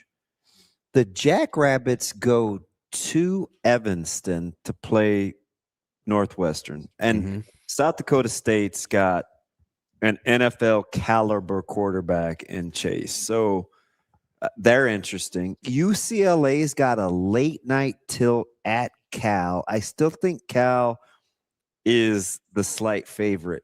And a tricky one you kind of mentioned, but we talked over it, was Western Michigan going to Ann Arbor early. If there's going to be some questions asked like, what game of those 4 would it be, if any? To me, the one that is the most interesting is UCLA at Cal because Cal's got some players and they have a quarterback. B,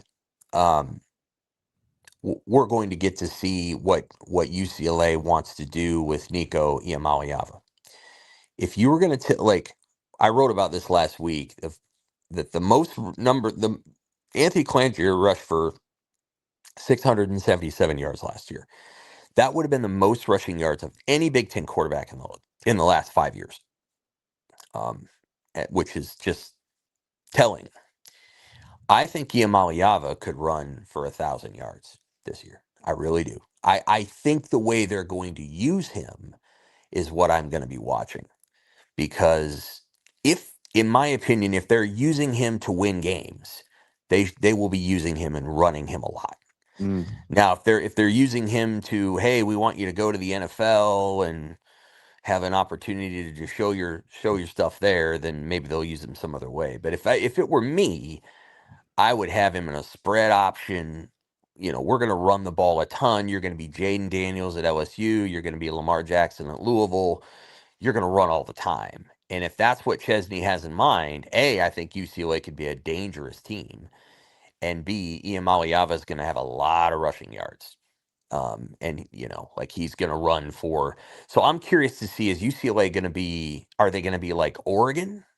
And Oregon doesn't really want to run their quarterbacks anymore. They don't. Or are they going to be like what they were at James Madison, which is the quarterback's going to run a lot because you got to run the quarterback in order to create an advantage.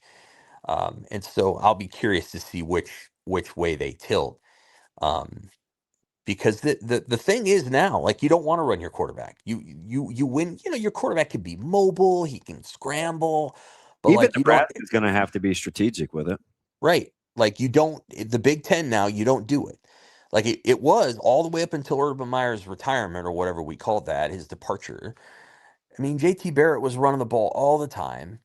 And just insert quarterback for Urban Meyer. That's what he was going to do when he got in trouble. You're going to see QB power. Right. And let's be clear, it won a lot of games. Yeah. However, that said, they've won a lot of games not doing it since. Like, they won a ton of football games not running the quarterback. I mean, Will Howard could have run for 1,000 yards if he wanted to. I mean, Will Howard was a great runner at Kansas State, but they only used him sporadically at Ohio State doing that. And so, like, the question becomes, which of these teams is going to go, you know what? We need to run a quarterback to win games. And we're going to stop pretending that, like, we're developing an NFL quarterback here. And we're just going to go, like, we're going to use this guy like a running back. And I'll be curious to see if UCLA does that or not. Like, because you just never know. What's interesting is that Josh Allen, when he was in college, he didn't run very much at all. And then he got to the NFL and everybody's looking around and go, okay, Josh, you have to run now. You have to run all the time. And so, like, could Josh Allen have run for 1,500 yards in college? Sure. Yeah, he could have been Colin Kaepernick. 1,500? Yes. Come on. Oh, he's the best athlete in the NFL. He's still at Wyoming. I know. But my point being that, like, yeah, he could have run for a ton. I don't know if maybe 1,500 is a hyperbole, but the reality is, like, you can juice your quarterback yards if you want to. So, like, I don't know what Kaepernick ran for his last year at Nevada, but it was like 1,200 yards, and, like, he had a skill set like Allen's. And so, like, what I would say is that you have that, it's almost like a switch or a dial. And if UCLA says we are going to dial the quarterback run game up to Denard Robinson levels, Ian Maliava's going to run for a ton. He might get hurt, but he's going to run for a lot. Or they can decide we're going to dial it down to 2, and they're going to be what they were last year, and they're just going to try to play pro-style offense, and there you go. So I'll be really curious. Same deal with Aiden Childs at Northwestern. If Chip Kelly says, I get to run the quarterback, we're going to dial this up to a 9, Childs will have 800 yards rushing because he can do it. That one I could see. That makes the most sense to me. And then, because until Nebraska rung his bell early, that was probably going to be on the table too when he was in East Lansing. Right. So, like, one of the challenges that, like, you have to decide, are you going to win games? Like, how do you want to win games? And, for Northwestern, they'll have to decide how often they want to run their quarterback and how they want to win games and how do they want, how do they desire to achieve that? And some, I think they'll probably have to, if they turn him into a Tebow-esque player. Now that's me though. That's me talking. I never had a problem with Tim Tebow running them as much as he did. That won him 2 national championships. Other people will say, well, you can't do that anymore. You can't, because they're worried about whether the guy's going to become an NFL quarterback. And I don't care about that if I'm a college coach. So, like, I think you have to kind of figure out. And besides that, anyway, Lamar Jackson's one of the best quarterbacks in the NFL, and he ran 1,000,000 times in college. So, like, I think the case for running the quarterback is probably there. But a lot of Big Ten teams don't do it. Like, is Michigan going to do it with Bryce Underwood? I don't know. Oh, yeah. They should, but that game. That's why I put that Western Michigan game is interesting to me because it's in state, it's new, they're coming off some drama, it's a quick starter, but that wouldn't be near as funny as somehow Clemson beating LSU. Like, that's the one secretly I'm cheering for. I'm just saying, Jason Beck's gonna run that dude. He should. He should run him. Like, but again, I don't. It's a tricky conversation because what a lot of these kids want to do is like, well, I'm a passer, and there's nothing wrong with that. There's nothing wrong with desiring to be that. I'm just surprised that a lot of them haven't said, look, guys, look at the quarterbacks who have been winning, championships in the NFL, and let's turn on Jalen Hurts, and let's turn on You know, obviously Josh Allen hasn't played in the Super Bowl. But let's turn on Josh Allen. Don't you want to be this kind of guy? Like, isn't this who you want? Like, you want to play in the NFL, don't you? Well, half the teams in the league are running their quarterbacks like this. So you better get used to doing it, because once you get in the league, they're going to ask you to do it, because you can't. That's just the way it is. So I'll be curious to see how many quarterbacks they're able to make the case to do that. You know, like how many because not everybody can be Joe Burrow. You know, there's not that many guys like Joe who are just like natural in a pocket, and they don't have to run, you know, as you said, QB power. There's not that many guys like Joe Burrow. It's better to be, you know, a Drake May. It's better to be that guy, because then you have more weapons at your disposal as an offense. Whereas Joe has to do it all from the pocket, and he has 2 of the 10 best receivers in the NFL. Well, not many teams in the NFL have one of the 10 best receivers in the NFL. So I'll be curious to see what Michigan does, Northwestern, UCLA, even Nebraska. Is Nebraska going to run Calandria? Now, the difference between Calandria and Bryce Underwood is what? 4 inches of height and about 45 pounds. So, like, you can't run Calandria 22 times in a game. That just doesn't. He'd get hurt. That's Sam McKEWON from the Omaha World Herald. Sam, appreciate the time as always. We'll talk to you next week. Take care. Thanks, Sam. That's Sam McKEWON from the Omaha World Herald. We'll take a quick break here. Coming up at 9, we're going to talk to Brett Cianci of Pick 6 Previews and get his thoughts on the national landscape of college football as well. He's got his playoff prediction out in the new preview as well. So we'll talk to Brett in just a few minutes. I'm going to speak it into existence after SMU beats FSU down at the Doak. Yeah. That's going to happen that Monday night. It's a good day because Wisconsin at Notre Dame and then Clemson and LSU. That Clemson-LSU game is going to be closer than people think. I think there might be some learning curve in Baton Rouge. It's a lot quick for the plane train. It may take a second. Whatever the spread is, 11. That's too many. I tend to agree. That's DBM, Ravi, Lulla, Hurrdat Sports Live coming up next.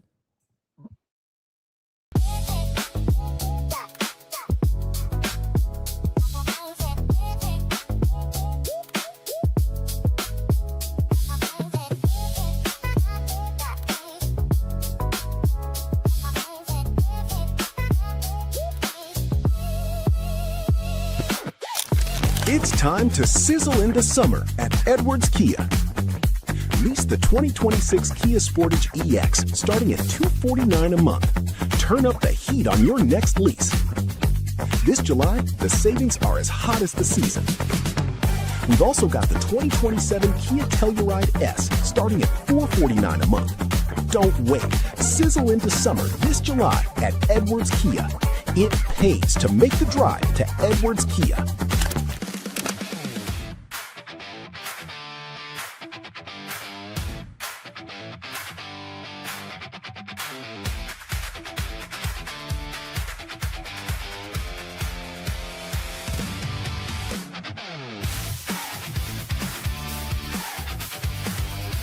If losing weight is harder than you expected, it's not just about willpower. At Next Gen Male Medical Clinic, we build a supervised plan around your body, not someone else's. Schedule a visit at nextgenmmc.com. Let's get you moving forward.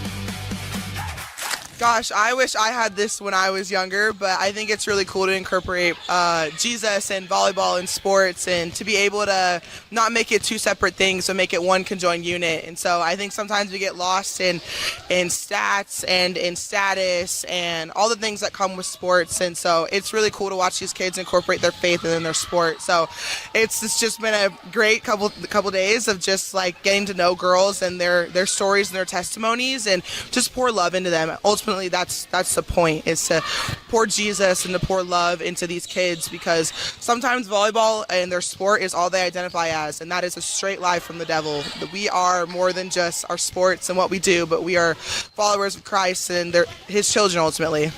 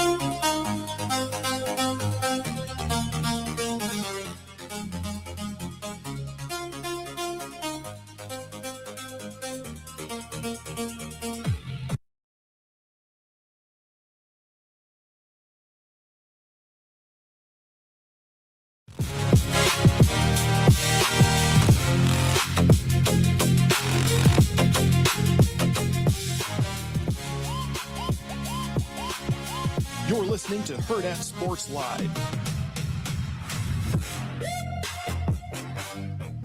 Welcome back, Hurrdat Sports Live, presented by Next Gen Mail Medical. Reminding you, give our friends over at Next Gen a call, 402-614-9700.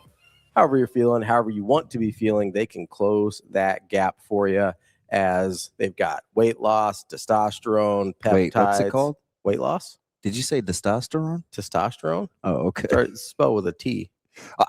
Testosterone. Much like deck. That's not what I heard you say. I don't think you want to be hammering people. I thought it was testosterone. I don't think you want to be hammering people on mispronunciations over there. Suave can cut it up. He can run it back. They've got you covered no matter what you need. 402-614-9700. It's Next Gen Mail Medical. Amazing Daniel's on. He needs some X. What's it he's on? I don't know what do they hear in our breaks?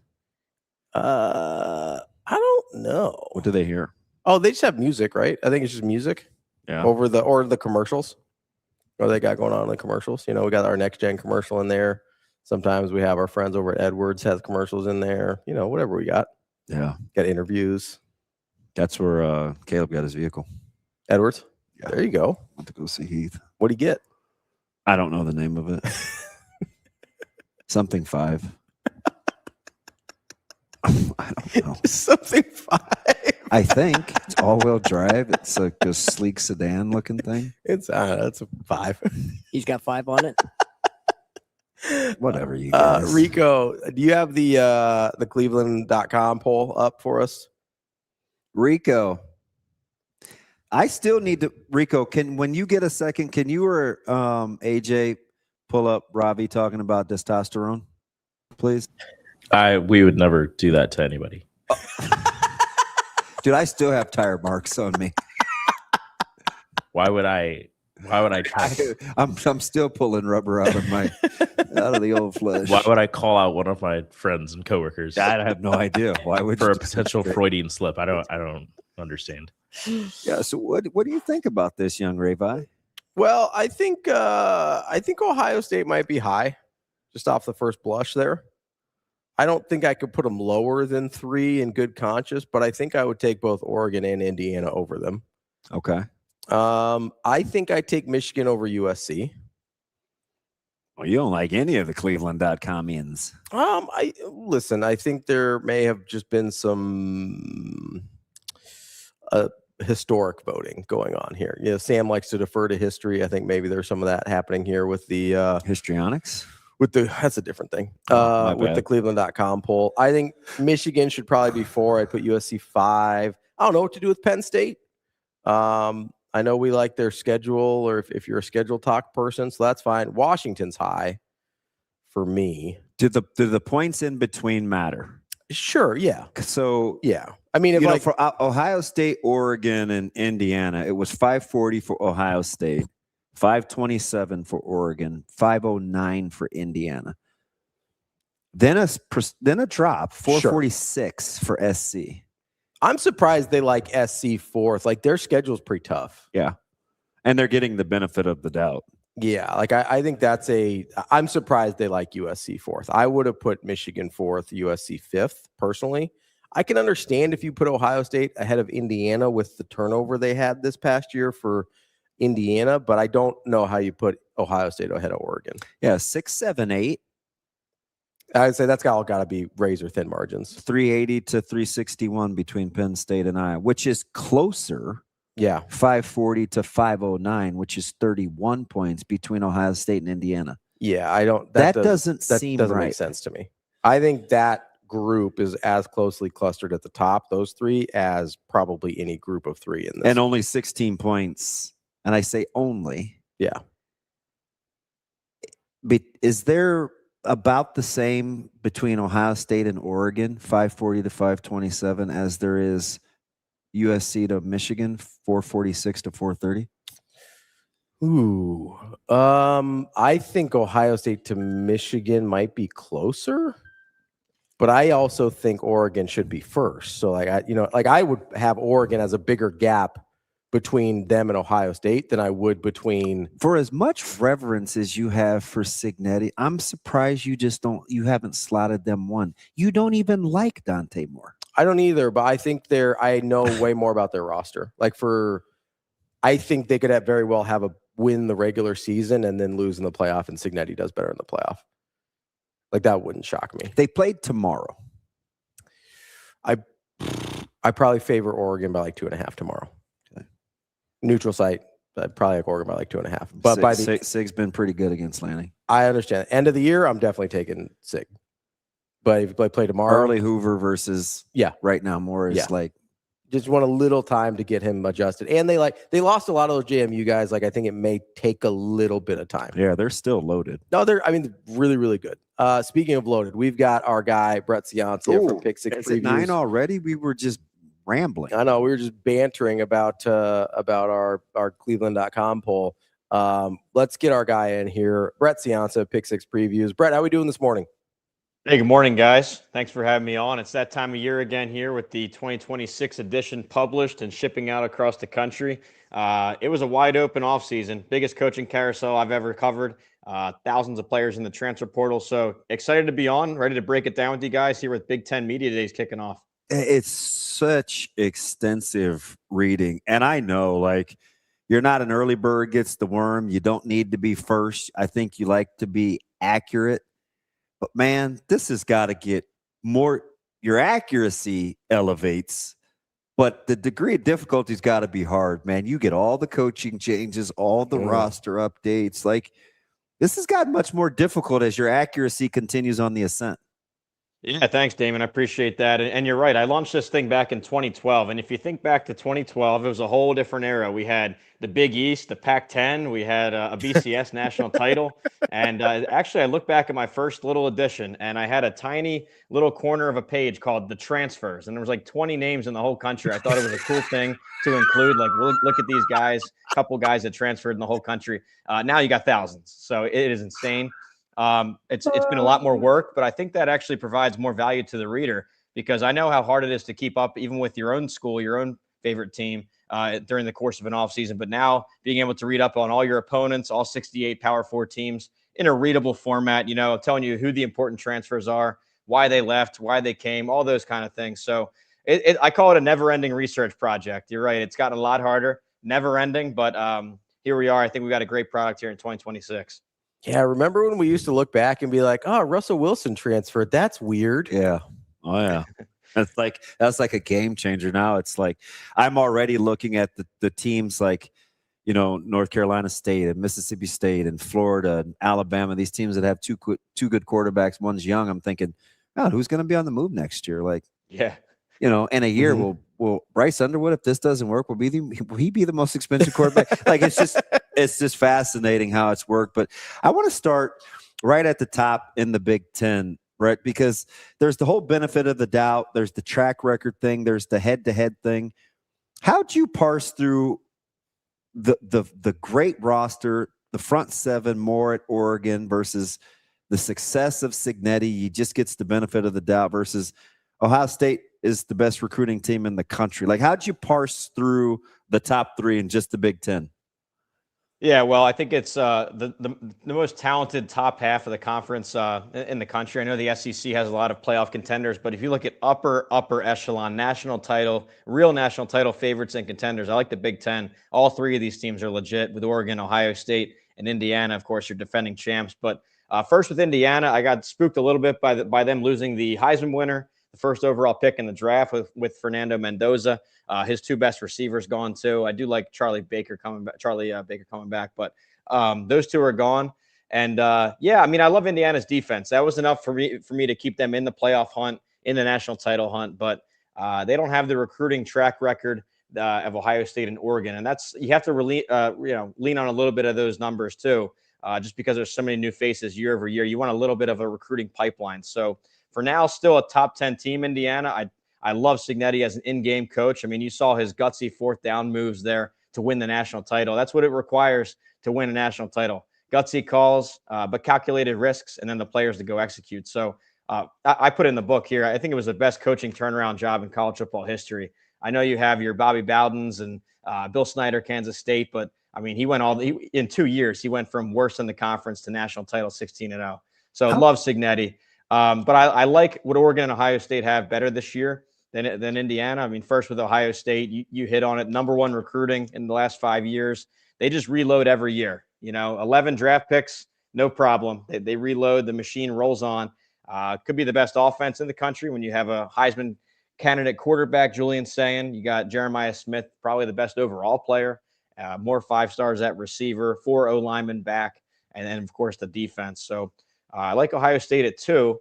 And then Oregon. So Oregon, I'm calling it the year of the duck. I think it's Oregon's chance to go win a national title. It's been building for several years.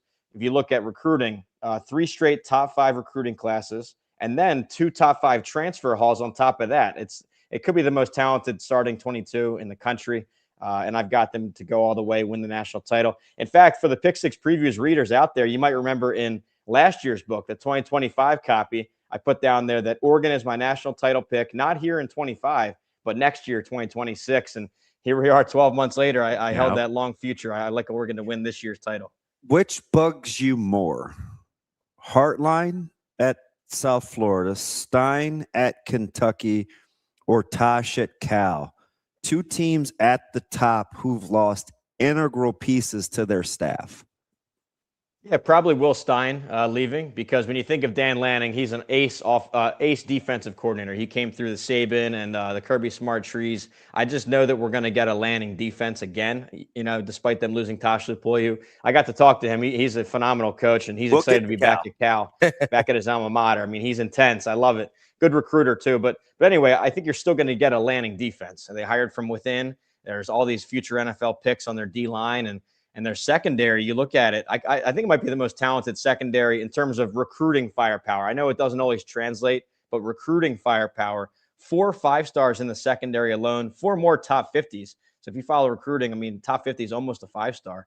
Yeah, I think eight top 50 guys. Their only peer on paper, I think, from depth is maybe Bama. Bama's secondary should be elite. Yeah, I'll give you Bama. I'll give you Georgia. I think they split the all-SEC first-team secondary. I think 2 guys to both.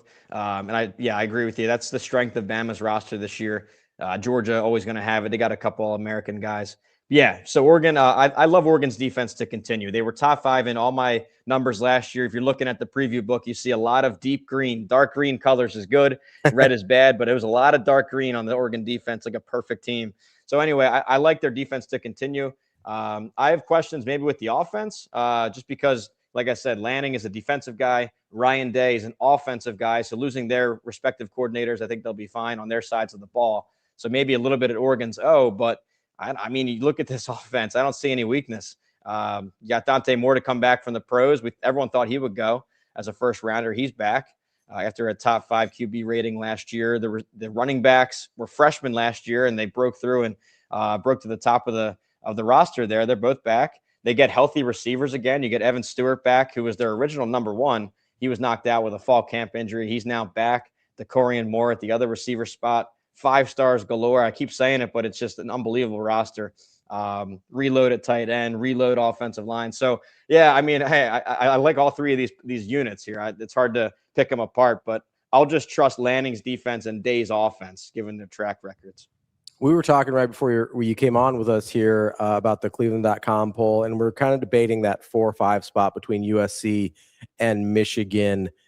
When you're looking at the changes Michigan's gone through, obviously kind of a tumultuous offseason versus USC and Lincoln Riley, maybe a little bit on the hot seat with a pretty tough schedule. Where do you land on those 2 teams?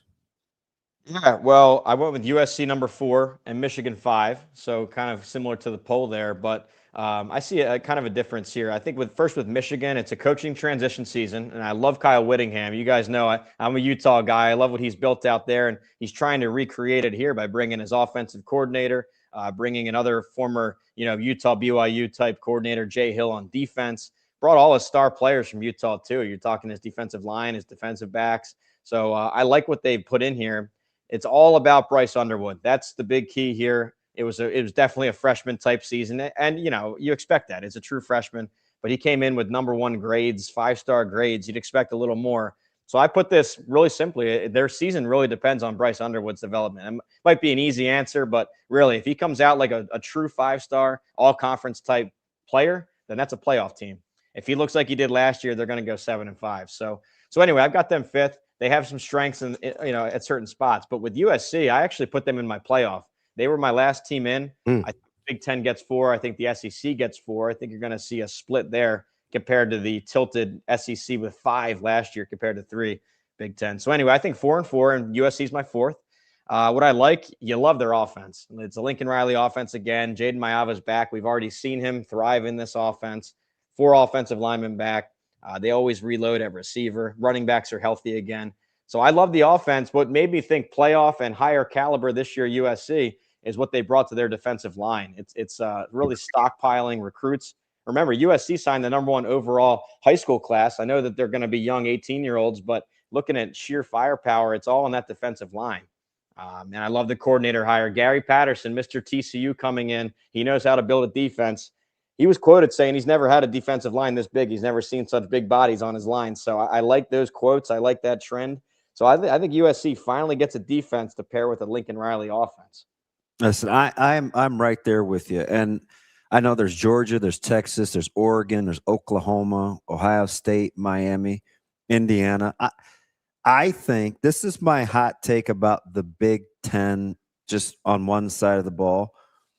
SC on paper could be top 4 or 5 defensively in the conference, right? And I know that includes Indiana and Michigan and Ohio State and Oregon, but SC on paper defensively, especially with the staff changes, if it clicks, because you have a lot of cooks, right? I mean, a lot of strong personalities on that defensive side of the ball. SC could be top 5 defensively in the conference. I agree with you, and that's a huge part of the playoff pick here. And when you look at some of these transfers they brought in, these are former stars and starters off of other Power 4 teams. So I think you have some proven pieces coming in. The number 1 transfer corner in the country with Jontez Williams coming over from Iowa State. He was all Big 12 last year, so you know what you're getting there at corner. Defensive line, they bring back a freshman All-American. They bring in 2 5-star freshmen. Like I said, it'll be young, but these are 5-star billing guys. And then starters off other teams. You bring a starting defensive end from Penn State with Fisher, Luke Waffle, a 5-star guy, a defensive tackle from Michigan State. These are starters and just top recruits. It's just too much firepower to ignore. You know what I mean? If you look at other defensive lines in the conference, on paper, this should be one of the best. And I think that with a coach like Patterson, he's going to translate it from on paper to on the field. So I like the USC pick for sure. Let me slot these for me real quick, Brett. I'm going to give you who I think are probably the 1, 2, 3, 4, 5, 6, 7, 8. I'll give you what I think are going to be the top 8 defenses in the country, at least right now. And I want to include Indiana. I'm not. I think they're just outside. BYU, I think, will be just outside. I give you Texas Tech, Georgia, Texas, Oregon, Notre Dame, Ohio State, Miami, and Oklahoma. Does anybody else, in your opinion, belong, maybe Indiana, belong in that top 7? Well, I like your top 8. That's actually my top 8 overall teams in the country this year in the magazine. So that's a strong top 8. I love the talent at all these programs. You pick them off one by one. I mean, Texas Tech's your transfer winners. Georgia and Ohio State, they're your recruiters. Notre Dame's your returning starter, veteran type team. Miami with that pass rush again, reloading. So I like your top 8. How about Oklahoma? Yeah, Oklahoma, you're coaching, and they already proved it last year. They were, I think, number 3 on defense for me last year, and they bring back most of that starting lineup. So love the defense for Oklahoma. So anyway, those are my top 8 overall teams. If I had to put a couple more defenses in here, I would look at Ole Miss. And, of course, right away you think offense, the former Lane Kiffin program, Chambliss. But now with Pete Golding in charge, he said he's putting more of his funds towards the defensive side in the portal, and he showed it off. He signed 8 4-star transfers. And if you follow the transfer game, 8 on one side of the ball is unbelievable. So I think Ole Miss overnight is now a top defense. Who else we got? I'll give you Alabama a little bit in that secondary. So I like pieces off these other teams. Maybe A&M. I know they have a nice secondary. And I know they lose 4 defensive linemen, but the way they backfilled was impressive. They bring in Anto Saka from Northwestern, who's drawing top 10 grades in the NFL draft.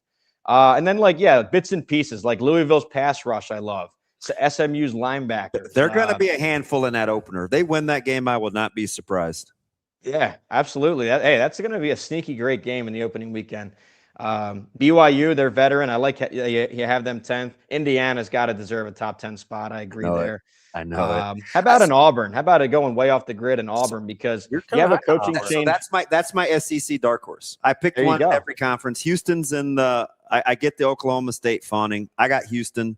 I like them in the Big 12. I'm on Auburn. They're gonna pee in a lot of folks' cereal in the SEC because they won't be prepared. I like Bynum. I like Byron Brown. Auburn should be pretty good. You know, Damon, I go on a lot of shows in the summer. When my picks, like my dark horse picks, match up with yours, I feel really good about Let's it because, go. you know, that's like strength in numbers right there. With Auburn, what I love is you got a coaching change program. And usually with coaching changes, you think total reset. But I like what he did here. One side of the ball was strong. It was their defense. And he actually kept defensive coordinator DJ Durkin. That allowed them to keep a lot of starters who would have gone elsewhere. Xavier Atkins, an All-American linebacker, returning because of that retention at coordinator. So you're keeping what worked on that side of the ball, but now you're bringing in a top 5 offense with his USF offense with Alex Golish. So we'll see if it translates from the AAC up to the SEC. But I mean, you got your quarterback, your running backs, your receivers, like 6 receivers, the whole offensive line. So you're basically picking up the USF offense from Tampa with the crane and dropping it into Alabama at Auburn. So I think it's going to work out. And I've got them right there in the top 25. I don't think you'll find that anywhere else. Maybe aside from your poll, me and you together, but I like having you on this one. Let me go to the ACC real quick just to see if we match up. Did you take NC State, Virginia, or SMU? SMU I've got highest. I think that their track record the last couple years is strong. Kevin Jennings. I took the flyer on Jennings as winning the Heisman. I like it. No, and you know what? I watched a lot of SMU last year because they were one of the win total picks for me with pick 6+. And in fact, I was actually going under for them and it hit on the last Saturday. But anyway, I had to keep a close eye on SMU and Kevin Jennings. I mean, he can scare you from any part of the field. He can run it. He can throw it. He's got an electric arm. But when you watch SMU, he injured his leg about halfway through the year, and it took out a lot of his game. He lost a little bit of his creativeness, his dual threat ability. But talking to Coach Lashley this preseason, Jennings is fully healthy. I mean, he's ready to go, and he noted that the dual threat is back, and I really like him. So they're a chance to win the ACC or at least play for the ACC.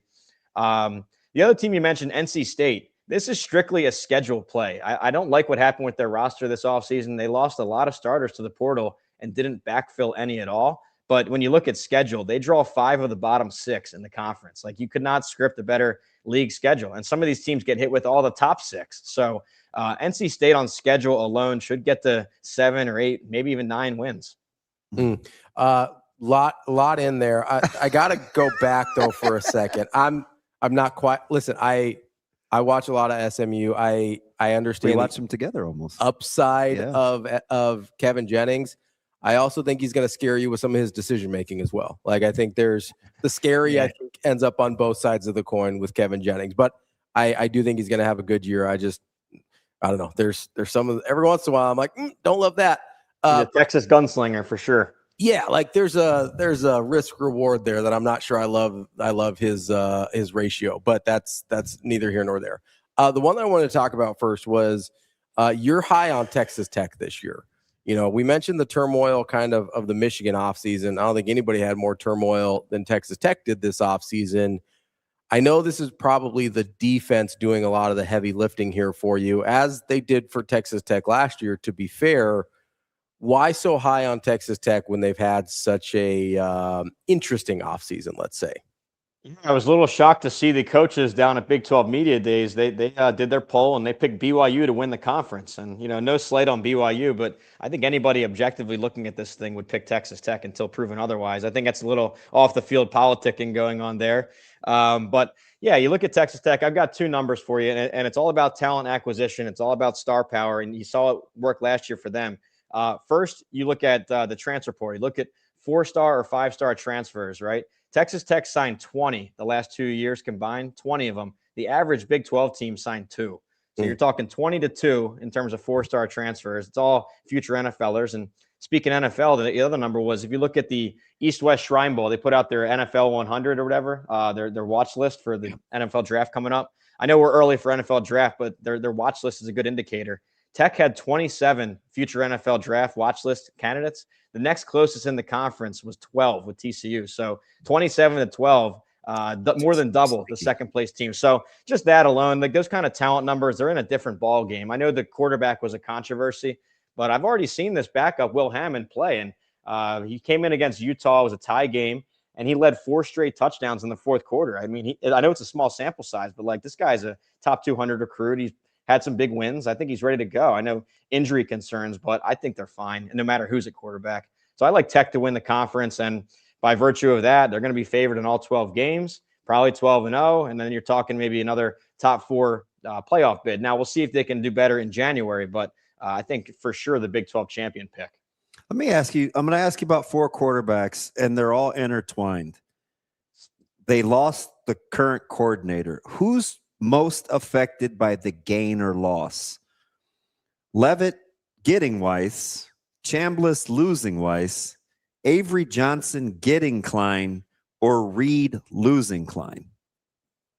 Awesome question. What a question. I think the biggest downgrade would probably be the A&M situation with Marcel Reed losing Colin Klein. I think he's an awesome offensive coordinator, obviously a great quarterback himself back in the day for K-State. Yeah, he's going back to Kansas State as his alma mater, and he's got Avery Johnson, a guy he actually recruited to K-State about 3 or 4 years ago when he was on staff over there. So that's a perfect fit. Yeah, Marcel Reed losing him, I think that's going to hurt the most. Now, before, the other option would have been Chambliss losing Weiss, and I was worried about that too when I started my research process. But looking into it, who they hired John David Baker, and this is a former Lane Kiffin, Charlie Weiss guy, and was on staff with Kiffin.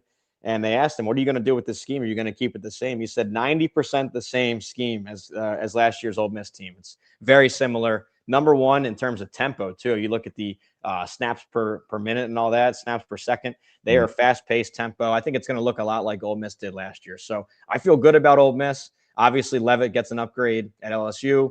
But yeah, the worst situation there would be the A&M downgrade. Okay, I got to ask you about Nebraska here. We've been dancing around, the Big Ten and all these other teams. Where are you at with Nebraska? They obviously bring in a new quarterback, 3 new offensive linemen, potentially all 3 starters, new coaches at several different spots, including the offensive and defensive lines. Where does that land Nebraska for you? Yeah, well, we talked to the top how top heavy this conference is, and unfortunately for Nebraska, they draw a lot of those teams. I mean, they draw in Oregon, Ohio State. They got Washington, who I've got ranked. Indiana, the defending champs. Iowa's always tough for Nebraska. Road trip at Illinois, a swing game. So brutal conference schedule. But before you even talk schedule, I think you got to look at personnel and team and all. And I thought that last year we always talked about the 3rd year Matt Rule boost. I thought it would happen last year. I think everybody did, and it wasn't really what we expected. I don't think so. Wondering where the program goes from here. They finished 10th in the conference in my game grader last year, and that's where I've got them starting out this year. They lost some pieces. They added some good pieces. So I think they're about even with where they ended last year. So really the game changer for me is at quarterback. Raiola had a great arm, great pocket passer. I mean, 5-star billing, all the good stuff there. But when that pocket was breaking down, it was really a tough situation. So I think with Calandria, you get a different type of player. Now he might throw some more, like we talk gunslinger. He might be more of a gunslinger with some forcing some throws and some risky throws. But what he brings you with his legs, I think, is a game changer because he's able to create. He's able to extend plays. I think that elevates the other position groups around him. It might cover for some pass protection flaws early in the season as a new line gels, and might get some receivers more open as the play extends longer. So they're really all in on that scrambling ability. I know Dana Holgerson was studying some Pavia film, looking at what he did off script. So looking to see that at Nebraska. But until proven otherwise, I think you project them middle of the conference, kind of where they've been the last 5-10 years. I'm waiting for a breakthrough. Maybe the spark at quarterback will help it. Maybe the defensive coordinator change. Like there's lines of optimism here you can find. But right here, as we sit in July, I think 10th in the Big Ten. Let me ask you, I got to take advantage of your depth and your skill set, because I think there are a couple teams flying under the radar that actually had really good off seasons. Normally, if you're Memphis and you lose, a quality coach, you don't get a guy like Huff. I feel the same thing about South Florida. Good year. They get Heartline. They had a great off season. Let me go a little smaller off the grid conference here. Memphis, South Florida. I like Coastal. I think they had a really good offseason. Give me a team that you think can rock the boat that we need to be keeping our eye on. Not Power 4 team. Yeah, I think you've got a couple good ones there. I mean, you look at with Memphis, it's going to be transfer heavy, though. I mean, this is a super transfer reload. If you look at their 2-deep, it is all transfers. I think out of the 44 of a 2-deep, I think it's like 40 guys are transfers. So But hey, that has worked for him elsewhere with Huff. I mean, he did that at Marshall, at Southern Miss. That's just what he does, and he knows his guys. So that could click. Maybe like a Navy. I keep an eye on them. They're like really them. a tough game every single Saturday. Yeah, the triple option, and now it's a little bit modernized with that option they run, but they are a tough out and really a talented team. They continue to give teams fits in bowl season. So look at Navy maybe as a potential dark horse to get that G5 bid. I think Boise State's your odds-on favorite to get it. That's who I projected for now in the book to get the G5 bid. But yeah, Memphis, you look at Brian Hartline down at USF, but those are just major transfer reloads. So you never know how those are going to shake out. So yeah, give me Navy as kind of a dark horse. All right, let me ask you. I want to go to a dark horse in the ACC because Elliott won 11 games last year. Nobody even knows his first name. Virginia's had the same staff for 5 years. That is unheard of in a Power 4 conference. I have an eye on Virginia. I like the win total. I like the continuity. Do you like Virginia? Well, you're right about this long tenure, and usually after 3 years of losing seasons, I think they were 3-9 and 3-9 again, and then another 4-win or 5-win. Usually, you're fired in Power 4. There's not that long of a leash, and I think their fans are ready for it after 2024. They were ready to change the whole program, and UVA's admin they doubled down. They said, no, we're keeping Tony Elliott. We're gonna give him funds to go into the portal, and he went and he executed. He got a ton of veteran players, maybe not the 5-star guys from the recruiting world, but guys that were proven from college, maybe the FCS or the G5 level, all conference guys from down there. And they came and it clicked here last year. Now, it was a little bit, I don't want to call it lucky because it's never luck when you win like that, but to stack so many close games, they called themselves the Cardiac Calves. It was a lot of close games. I don't know how repeatable that is year over year. But to your point, if you like returning starters, if you like career snaps and career starts, the veteran categories, UVA is number one. I mean, they're number one in career snaps on their roster. So you have a very veteran team. That's what worked for them last year. I think a solid defense again, starting over at quarterback. But yeah, I mean, I've got the middle of the pack ACC. Okay. I've got them on the top 40 big board there on the helmet board, but I don't see a return to Charlotte for this year. All right, let's stick in the ACC and with guys that may or may not get fired. We're going to go to Mike Norvell down in Tallahassee. What do you think about what Florida State did this offseason? And I mean, obviously they lose offensive coordinator. They really quietly brought Tom Herman in like a week ago. What's going on there in Tallahassee? Yeah, maybe Tom Herman's that coach in waiting. I don't know. Who knows what's going to happen down there? There's a lot of pressure. Probably the hottest seat in the country right now. It's got to be with Florida State. And when you're so reliant on the transfer portal, it can hit home runs like they did in 2023, going undefeated. Or you could have total flops like in 2024 going 2 wins. So it's been very boom or bust. Now, it's been all with top 10 transfer hauls. Now, this is a bad year to snap that run. They are now 30th in the country in transfers. So a less talented roster. And, they'd also draw a top schedule too with, I think it's 7 on the top of the conference. So they have some issues going forward. Let's talk quarterbacks. There's so many good ones. And it's a crazy year. I saw he's gotten a little loosey-goosey, but I still pay attention to McShay. I think he's got 13 guys that have top 3-round grades. There's usually 12 quarterbacks that get drafted, just speaking to the quality, right? But there's a couple guys I think are flying under the radar because they aren't really pro prospects. I see these quarterback ranking lists, and I look at a guy like Gunnar Stockton. I think he's fantastic. You asked me today, Georgia's my pick to win the national championship, and I think a lot of it is Stockton. Almost 3,000 yards, 26 touchdowns, 4 picks. He was elite in the second half of the season in the SEC conference, yet he flies under the radar. What are your thoughts on Georgia, and in particular with Bobo answering the critics and Gunnar Stockton? Yeah, I agree with you with Stockton. Stats for the whole game, but really if you hone in on the fourth quarter and the second half of the games, he's one of the best in the country. You hear these terms, these buzzwords like clutch or winner, and here's an example where he actually proved it. I mean, if you look at fourth quarter stats, unbelievable. So he's a winner. I'll say it. And he won the conference last year for them. He's back. They have 14 starters as a team back, strong offensive line in front of him. Defense is one of those classic Kirby Smart. I call it a 5-star conveyor belt. It's like 5 stars in every single spot in the 2 deep. It's loaded. But proven guys too. There's 2 All-Americans in their secondary. Here's my question. So anyway, I agree with Georgia winning the conference. They're my pick. But now that's in December. And to win in January in this playoff bracket and to really go the distance, I need the receivers to step up for Georgia. That's one hole that I found in this roster. Where when's the last time they really had a first round, a dominant alpha dog there on the outsides that would change games at receiver, or even a 1-2 punch? So he was in trouble and suspended because he didn't play a ton, but it was Pickens. Yeah. Right. Yeah. So it's been a while, and that was lacking last year. And it looks like right now on paper, and now there's names, there's former 5 stars, there's freshmen.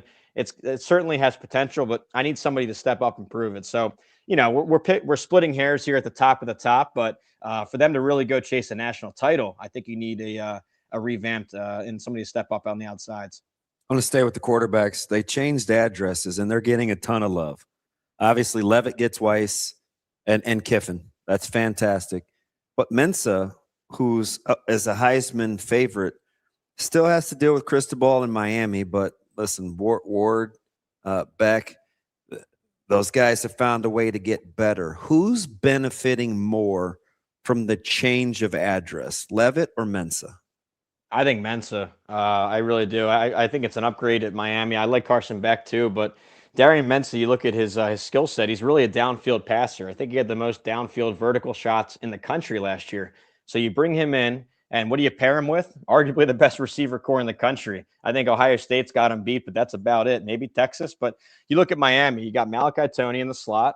You have a couple 4-star, 5-star guys on the outsides. They took starters off of Duke with Cooper Barkate, South Carolina starter, West Virginia starter, another round of freshmen coming in. It is an extremely talented receiver group. So I think they're going to light it up down the field. More vertical, way more vertical than you saw last year from Miami. So that's going to look like an explosive offense this year for them. That's part of the reason why I've got them number 3 in the country overall again with Miami, is I know they lose some pass rush on D, but you make it back and then some with this upgraded quarterback and the vertical passing game. So yeah, I think he's gonna thrive right away. Now with Levitt, he's coming off an injury. I think he'll do fine, but that's a more complex scheme he's got to learn. The Kiffin system. He's coming from Arizona State, where he did a lot of scrambling and kind of backyard ball with him and Jordan Tyson over there. So I don't know. You miss a spring ball, you miss summer camp. He's injured, and got a really complex scheme at LSU. I have my concerns over there. Yeah, I'm actually lobbying to talk people into Clemson upsetting them in the opener. I get it. It's in Baton Rouge, but so many new faces, the continuity. I think Clemson's kind of flying under the radar because it's not as star-studded. I get it. 11 points is a lot, but I would take the Orange Tigers on the road. Yeah, double-digit spread there. I'm a little surprised just because you're catching LSU in a transitional year and a transition game, the first game of the year. 51 starters, or I'm say 51 transfers coming into Baton Rouge, new staff, new scheme.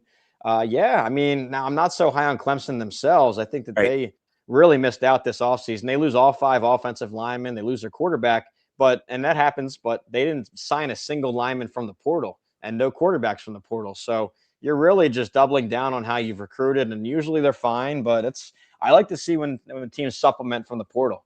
Bring in a couple proven starters to battle the recruits, not just rely on 18 and 19-year-old recruits that haven't proved it yet. So I have my concerns with Clemson, but I can't wait to see that one.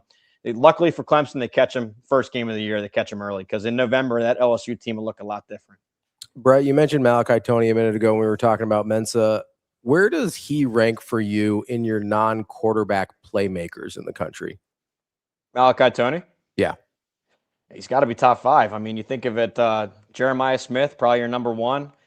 Cam Coleman at Texas, because now who are you going to double team out there? You got Ryan Wingo and Cam Coleman. So those two are in the same tier along with Malachi Toney. You got another Cam at West Virginia and Cam Cook. Yeah, the nation's leading rusher from last year, moving up to now the Big 12. But yeah, I was actually asked this over on VSiN on one of my hits, and they were asking for Heisman. I like those guys.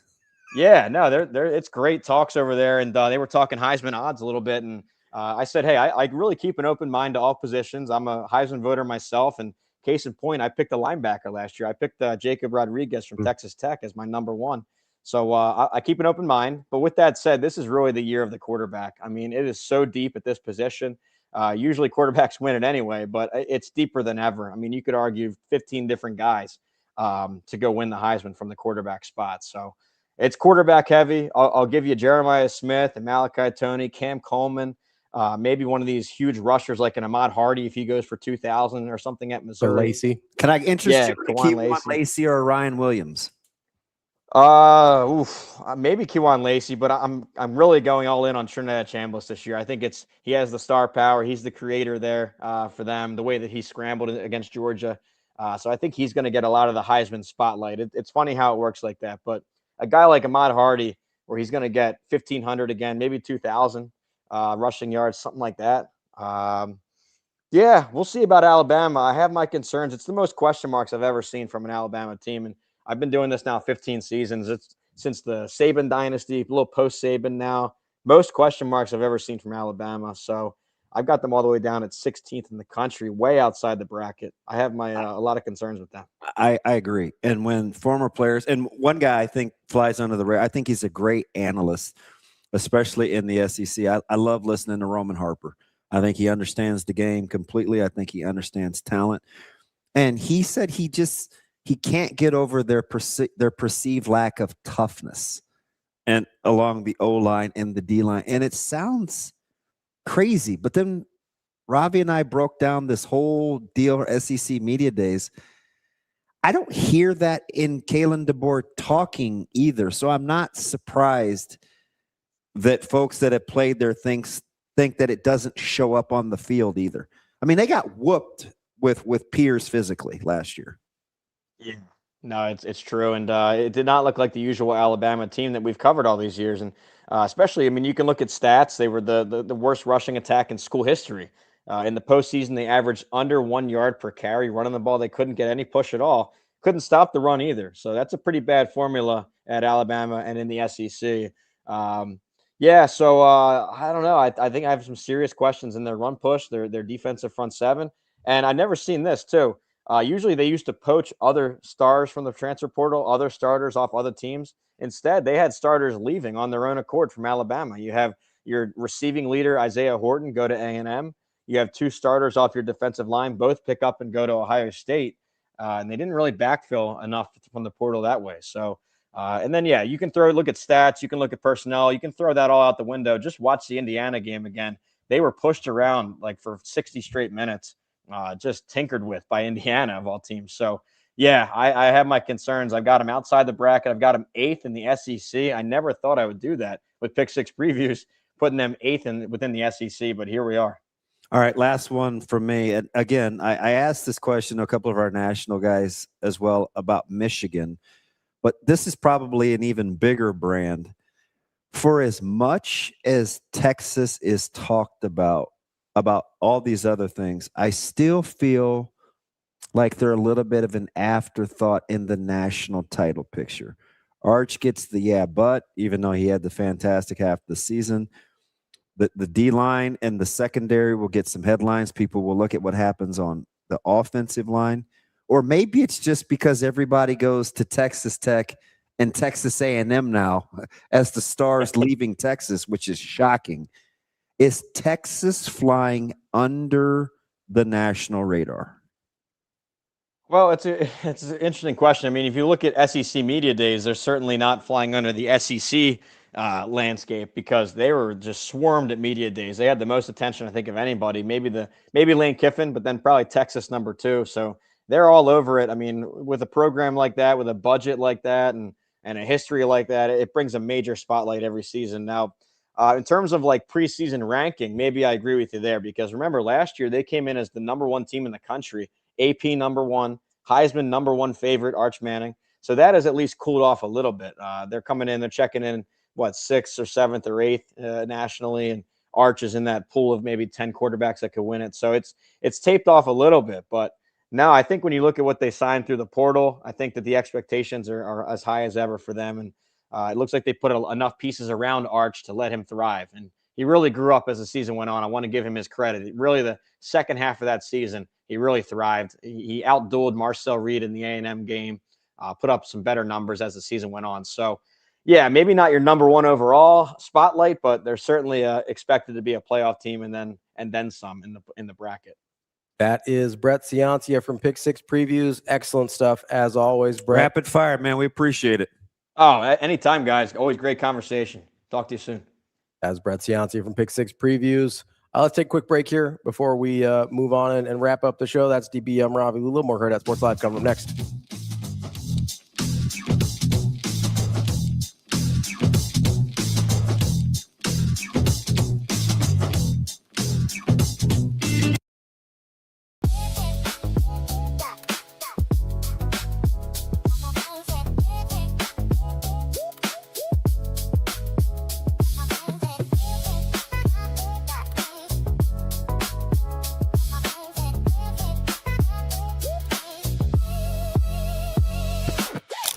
Everyone's talking about peptides.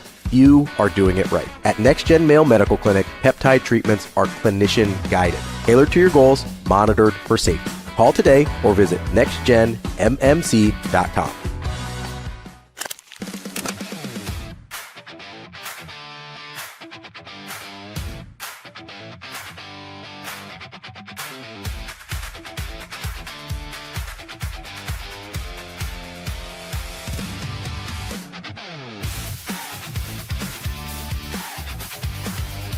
For sure, yeah.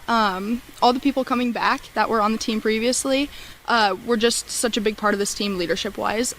So I think now that their role as a coach, it's just going to bring leadership to this team in a new way. And I think we'll all grow and learn new things from that. Yeah, I think it's going to be a lot of fun. It's just going to be like last year. You know, we still have that joy behind us. And with Hannah Core, who also is a big believer in Christ, like her now being a coach, she can empower others in a different way now.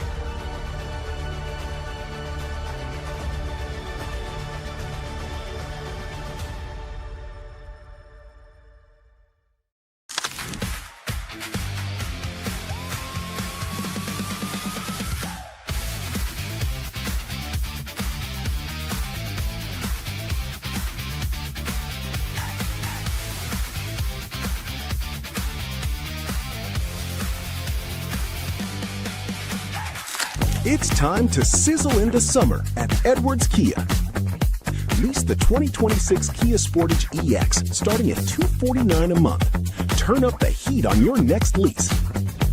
This July, the savings are as hot as the season. We've also got the 2027 Kia Telluride S starting at $449 a month. Don't wait. Sizzle into summer this July at Edwards Kia. It pays to make the drive to Edwards Kia.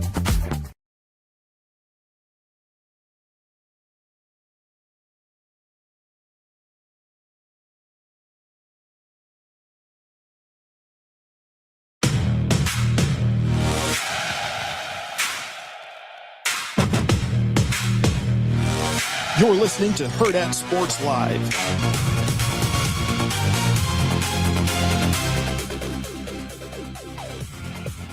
Welcome back, Hurrdat Sports Live. That's DB. I'm Ravi Lulla here at Hurrdat Sports HQ. Great stuff there from Brett Ciancia from Pick Six Previews. Hey, Suave, do you mind getting that door? Your boy Jimmy Neutron left it open. It's feeling a little drafty in here. I'm getting air through my pant leg. You're wearing shorts. You're not wearing pant legs. What are we doing? What a goof. Thanks, Rico. Why are we yelling? Oh, no, I don't know. Just need you to turn it down a couple notches. Just dial it in. Yes, just a smidge. That's totally on me. You like the way that the Big Ten Media Day schedule like falls out? I don't really have any strong preferences. No? I mean, it just kind of is what it is. I think so. You get Iowa, SC, and I'm bringing it up right now. No, I have. Yeah, but I it don't. open. I'm sorry. I've got it. I'm good. Illinois, Iowa, Penn State, Yeah, Rutgers, Penn State was what I was thinking SC, about. Wisconsin. That's a pretty good first day. That's a good day. And Nebraska goes last for once. Yeah, you get you get Whittingham, and you get Signetti, so you'll be excited about that, and you get Fitzgerald. Yeah, I'm not as interested. Oh no, you don't get Fitzgerald. Sorry, you get. He's Wednesday. He's Wednesday. You do get Jed Fish though. Yeah. Washington might be interesting to talk to. So this is the second year in a row I've gotten Loxley and Coach Rule on this. Coach Loxley talked before Coach Rule last year. Where are you at on Coach Loxley? I'm out. I think Let's do some weird things on game days. Things have run its course there, I think. But I was surprised to see them picked behind Northwestern in the Cleveland.com article. Yeah, that's aggressive. Northwestern's schedule is brutal. Like, I don't know that I've looked at Northwestern schedule. And listen, Braun can coach. He went from coach of the year to wanting to run him out to now he's good again. So apparently he's a good coach.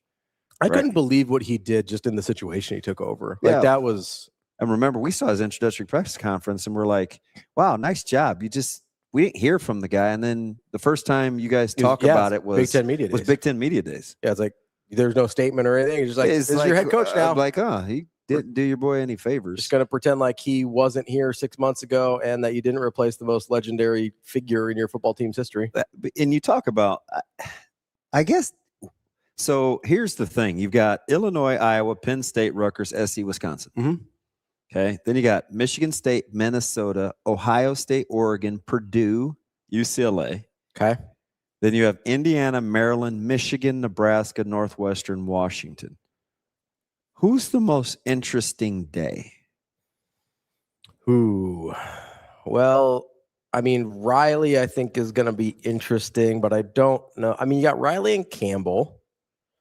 Fickle could be a little interesting. Hot seat coaches on the hot seat are always a little. He doesn't give you a ton, though. He doesn't, but coaches on the hot seat are always a little interesting. I don't think you're going to. Bielema can be. He's funny. Yeah, he can be fun. So there's some candidates on day one. Day two, you get Fitz, Day, Lanning, Fleck, Chesney. I don't know that I'm too. I mean, it's a good slate of coaches. I just don't know if I'm that interested in it. It might be Thursday. It might be Nebraska's day. You get Signetti and Whittingham, which I'm a huge fan of. I think Jed Fish could be interesting with the offseason they had. And then I think, obviously, Rule's always interesting to talk to. You might have to get – I don't know. I kind of think day two. Oh, I think day two is last. Fitz. Yeah. Gonna be huge. Flex always good. Flex just kind of is what he is, though. Like you get Lanning and Day. I think it might be day two. What am I getting out of Lanning? Am I in the What am I getting out of Lanning and Day? A lot. Like they I know, but like what questions do we have about? I mean, I know you're not as high on Ohio State as a lot of people, which is fine. But like, what real questions do we have about their programs? Like, they didn't have Kobe, I'm the one that likes it freezing in here. I turn it down every day. Yeah. That's why half the time you see me in long sleeves, just because I know it's going to be a little colder in here. I prefer it. I prefer it ridiculously cold. Being in long sleeves and having air on me than I do being in short sleeves and having it just like stagnant air. So I understand. I'm not mad about it. This is sensational in here. Yeah, I'm not complaining. It keeps the non-equipment that we have in here cool. We got cameras, we got lights. Those lights are hot. I think I'm going to go with day two. I think day two is the least interesting to me. Yeah, well, I think I'm going 3-1-2. 3-1-2. Yeah, that's my order. Not that you're not biased. Not at all. Why would I be biased? Yeah, so I don't know. Fleck usually comes with notes. He always has. He's got thoughts. Yeah, I think he's just the opposite. What did he say? He said because Hot was like he can copy and paste. I don't know. I think from a demeanor standpoint, you can like you kind of. I mean, tight pants, sport coat. Like, yeah, I get that, but I think his content's different every year, but it's very. I think if I don't want to speak for him. I think he is always very on brand. Like whatever, you know what I mean? So like he might have different content, but like it's always like, yep, that's PJ Fleck. So I think that's how I kind of view PJ Fleck as well. He's pretty good. Oh, he is. And I just don't always, I don't know. He hasn't stuck out to me as terribly interesting. I know nobody's going to rock the boat on day one. That's for sure. You know, I mean, Lincoln Riley might. Right, I would say Riley's been surly at these before, and I think he feels some kind of way. Campbell's gonna be good and Bielema's gonna be good. Bielema's gonna be steady. I don't know. Bielema gets loose a little sometimes. Bielema can get loose. I'm surprised they have. And Ferentz is cranky. They have a. So 2 years ago, I thought Kirk was sensational. Last year he was fine. Yeah, but like But 2 years ago, I told you, I go re-release. I'm like, I think he thinks this team's better than we know. Yeah, and they were. Yeah. He was amazingly confident. Yeah, there's I think Kirk is interesting. And for a guy that doesn't like to talk a ton, he spoke forever at their camp. Yeah. Like he probably talked the last I'm trying to get on the road, and I mean he's got those guys like he probably talked 25 minutes. Yeah. Yeah. I think he likes talking football more than he likes talking to the media. Yeah, it's interesting how they just that quarterback situation is fascinating. Yeah, I don't really know what to do because I do think it's a really bad situation. Yeah. I also have seen them win with really bad quarterback play before. So like they're probably the only team in the country to, if they have this situation, then I'm like, I think they're still probably getting to 8. Right? Like that's sort of just the default number for Iowa, no matter what happens. And I mean, my God, they've had some really, really bad quarterback play in the past. You know what I think you and Sam are underestimating? And listen, I've talked about Penn State's schedule. I talked about for 2 months, like 3 months. I think we're underestimating the change in coaching prowess. The Big Ten is a tremendously well-coached league. From the Big 12 to the Big 10? And it's so good with this. He's got finally got a new defensive coordinator. The assistants are so good. Yeah. In this conference. Yeah. I mean, not just your coordinators. Like it is a well-coached league. If you gave Coach Rule true serum, do you think that would how do you think he would talk about the adjustment to that when he first got here? It's a learning process. But he knew he couldn't get everybody he wanted right away anyway. Yeah. But it definitely is a learning process. Like for sure. If I had to, he'd be on. He'd shoot you straight. Because it seems like and I agree with you with that. I mean, not that I need to agree with you, but doesn't seem like he could get everyone he wanted the first go round. But I think maybe he underestimated what everyone else was bringing to the table from an assistant coaching standpoint in the Big Ten. Like that would have, I bet if you had to ask him, what is the one thing he probably didn't fully understand? Maybe he'd go physicality. I don't know. I don't know that he would. I think he would say I maybe didn't understand how good everyone's coaches are. Yeah, it's just there's just no real drop off. We're talking about that now off air. TJ, he asked about Eric Bienemy and the reports of his wife, but there's not a ton of information out on it yet. I think I was wrong about what I said.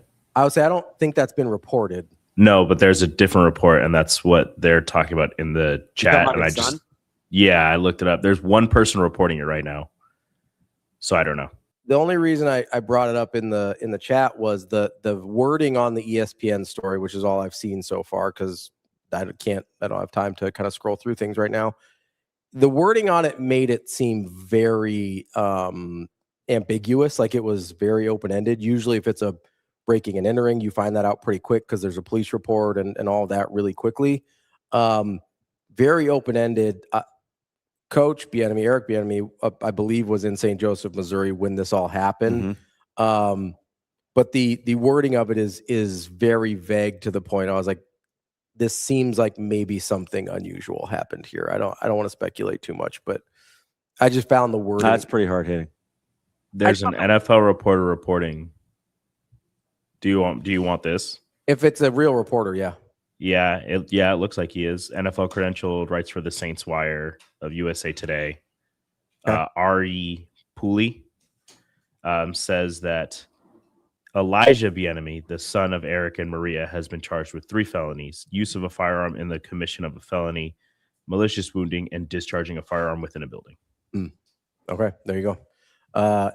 That's tough. Yeah, that's a obviously really terrible situation. It makes it seem kind of small that you were asking about atrophy and Patrick Mahomes' knees. Who was just talking about that? Was that Jimmy Neutron? Yeah. Well, I mean, that if obviously talking from the football standpoint, if Mahomes isn't healthy, that's a thing. Yeah, I am very lukewarm on. Yeah, you said you weren't. I'm very lukewarm on everybody feeling like the Chiefs just bounce right back. Yeah, because the division's really good, and it got markedly. Everybody got better. Yeah, I mean, I was really high on the Chargers last year. I'm a big Jim Harbaugh guy. Like I like what that looks like. Even though I'm not in love with Herbert, I think that's a good roster and really well coached team. As long as everybody's cool with each other in Denver, that team's going to be better. Second, another year with Bo Nix and everything like that. And I don't think the Raiders are like catching anybody, but they're better than they were. Yeah. Oh, right. Yeah, they've upgraded. I don't think they're like, hey, they could compete for the division or anything like that. But that's a harder out than it was last year, right? Yeah, I don't know. It's just a tough division, and it's a heck of a conference too. Is there any other NFL teams that you're not as high on as kind of the consensus? Baltimore. I'm not as high on. Okay. Although the contract issue with Lamar Jackson never seems to hasn't been an issue in the past. Be an issue, even though there's been some pretty. And maybe me being a little bit down on Baltimore has to do with the fact that I'm so high on Cincinnati. You are very high on Cincinnati, which I love Burrow. So I hope you're right. I think Cincinnati wins the division. Where are you at with New England next year? I think they come back to the pack, but obviously when you win 13 games, I'm not. Yeah, not saying a ton. Does the Vrabel thing? How much does that bother you? It doesn't. Okay. They're professionals, and I think they've upgraded, and they're a year older. Now, I do like the fact that Buffalo has some weapons, so I think they'll still be my pick. Mm-hmm. But I like DJ Moore. I like Shakir. I think Palmer is going to help tremendously with that offense. I love James Cook. Miami's going to be like disastrously bad, right? Yeah, I mean, they're going to be behind the Jets, which is saying something. I don't think the Jets are going to be good. I know Geno was pretty bad the last couple years. He just he came back to who he was. He's a spurt guy. Yeah. You might see 4 games where it's like, oh man, Geno, and then you're gonna see 4 games. It's like, oh yeah, that's Geno. It's like, oh, that's why he was in purgatory, right? Yeah, but I mean, I think if you're looking for first pick of the draft, I think you're talking Cardinals. I think you're talking Dolphins. How much back to the pack did the Jacksonville fall? I like Jacksonville, and I like Cohen, but I think the Titans. I would not be surprised if the Titans won that division. Really? That's like my worst to first. Interesting. I don't know if I have a worst to first. Titans are going to be good. I mean, the easy one is Detroit, right? Because it's not that easy though. I mean, the division easy in terms of, hey, we like this team, but that division is brutal. Yeah. I mean, I think I take Giants over. I mean, like Jacksonville has the best linebacker in the NFL, and nobody can pronounce his name. I mean, Olakun is a tackling machine. Yeah. In Jacksonville, and it's like they're pretty good defensively. I don't know. I don't think they come back. Pretty good fight between them and Houston and Tennessee for the division. It's a good division. Like I get it. It's not as sexy as like the NFC super North. Sexy, but they're definitely teams I wouldn't want to play in the playoffs. Yeah. NFC North, the best division. I mean, how about those defenses? No, the defenses in that division are insane. I mean, the Titans, the Texans defense is stupid. And the Texans defense is stupid. Defenses in that division are it looks that way for a reason. NFC North, the best division, top to bottom.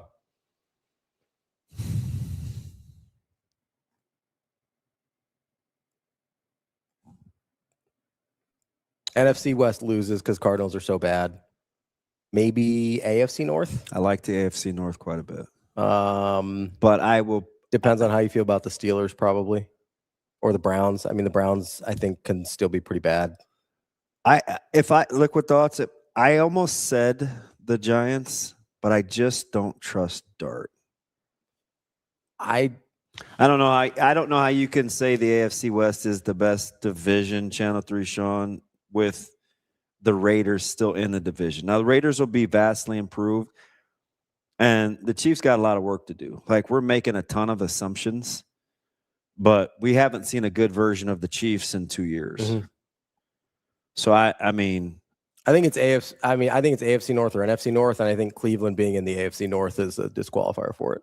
Yeah, I don't know how anybody's going to block the Giants front four, Daniel. I don't. I do think the Giants are our worst at first. And I also second what he said about Aaron Rodgers. Except without the expletive. What did he say? I didn't see the one on Aaron Rodgers. EFF. So I'm hoping that's the way I'm hoping, Hot. I in that division, I am cheering my brains out for the Vikings because I honk for Kyler Murray.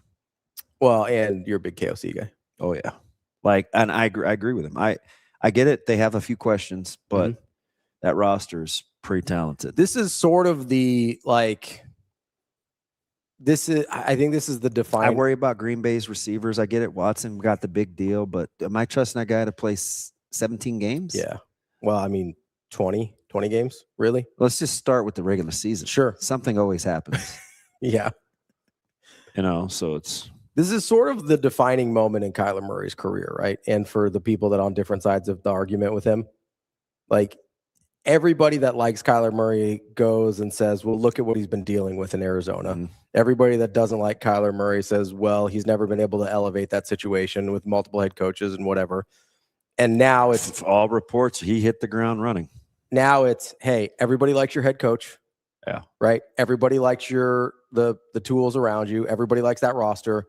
So now it's on you. If you can't figure it out here, you're just not that guy. Yeah, 100%. If you're a quarterback, you'll take that spot, right? Yeah. Just be like, hey, yeah, hand it to me on a silver platter. I'll take my chances here. It's a tough division. I just everybody kind of has some questions. And for as polarizing as Caleb Williams is, I've said for 2 years. No, he's pretty good. Even his rookie year, I was like, he's pretty good. Pretty good. And he keeps getting better. Yeah. If he ever learns to just play catch, look the heck out. We had this conversation like 3 years ago when he was at USC. Oh, I know. Where I was like, hey, yeah.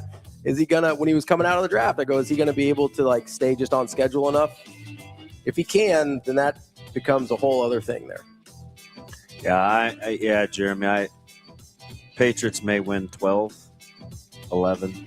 I think them and Buffalo will be right in the same neighborhood. But I think Buffalo's, I don't know. I'm going to take Buffalo. Yeah, I think that's fair. Well, and New England gets the first place schedule this year too, so that'll hurt him a little bit. Although I wanted May bad. Remember those days? Oh, listen, I think most people in the league would take May at this point. That's DB. I'm Ravi. Lulla will be back tomorrow. More Hurrdat Sports Live. See you. Have a good day. Love you.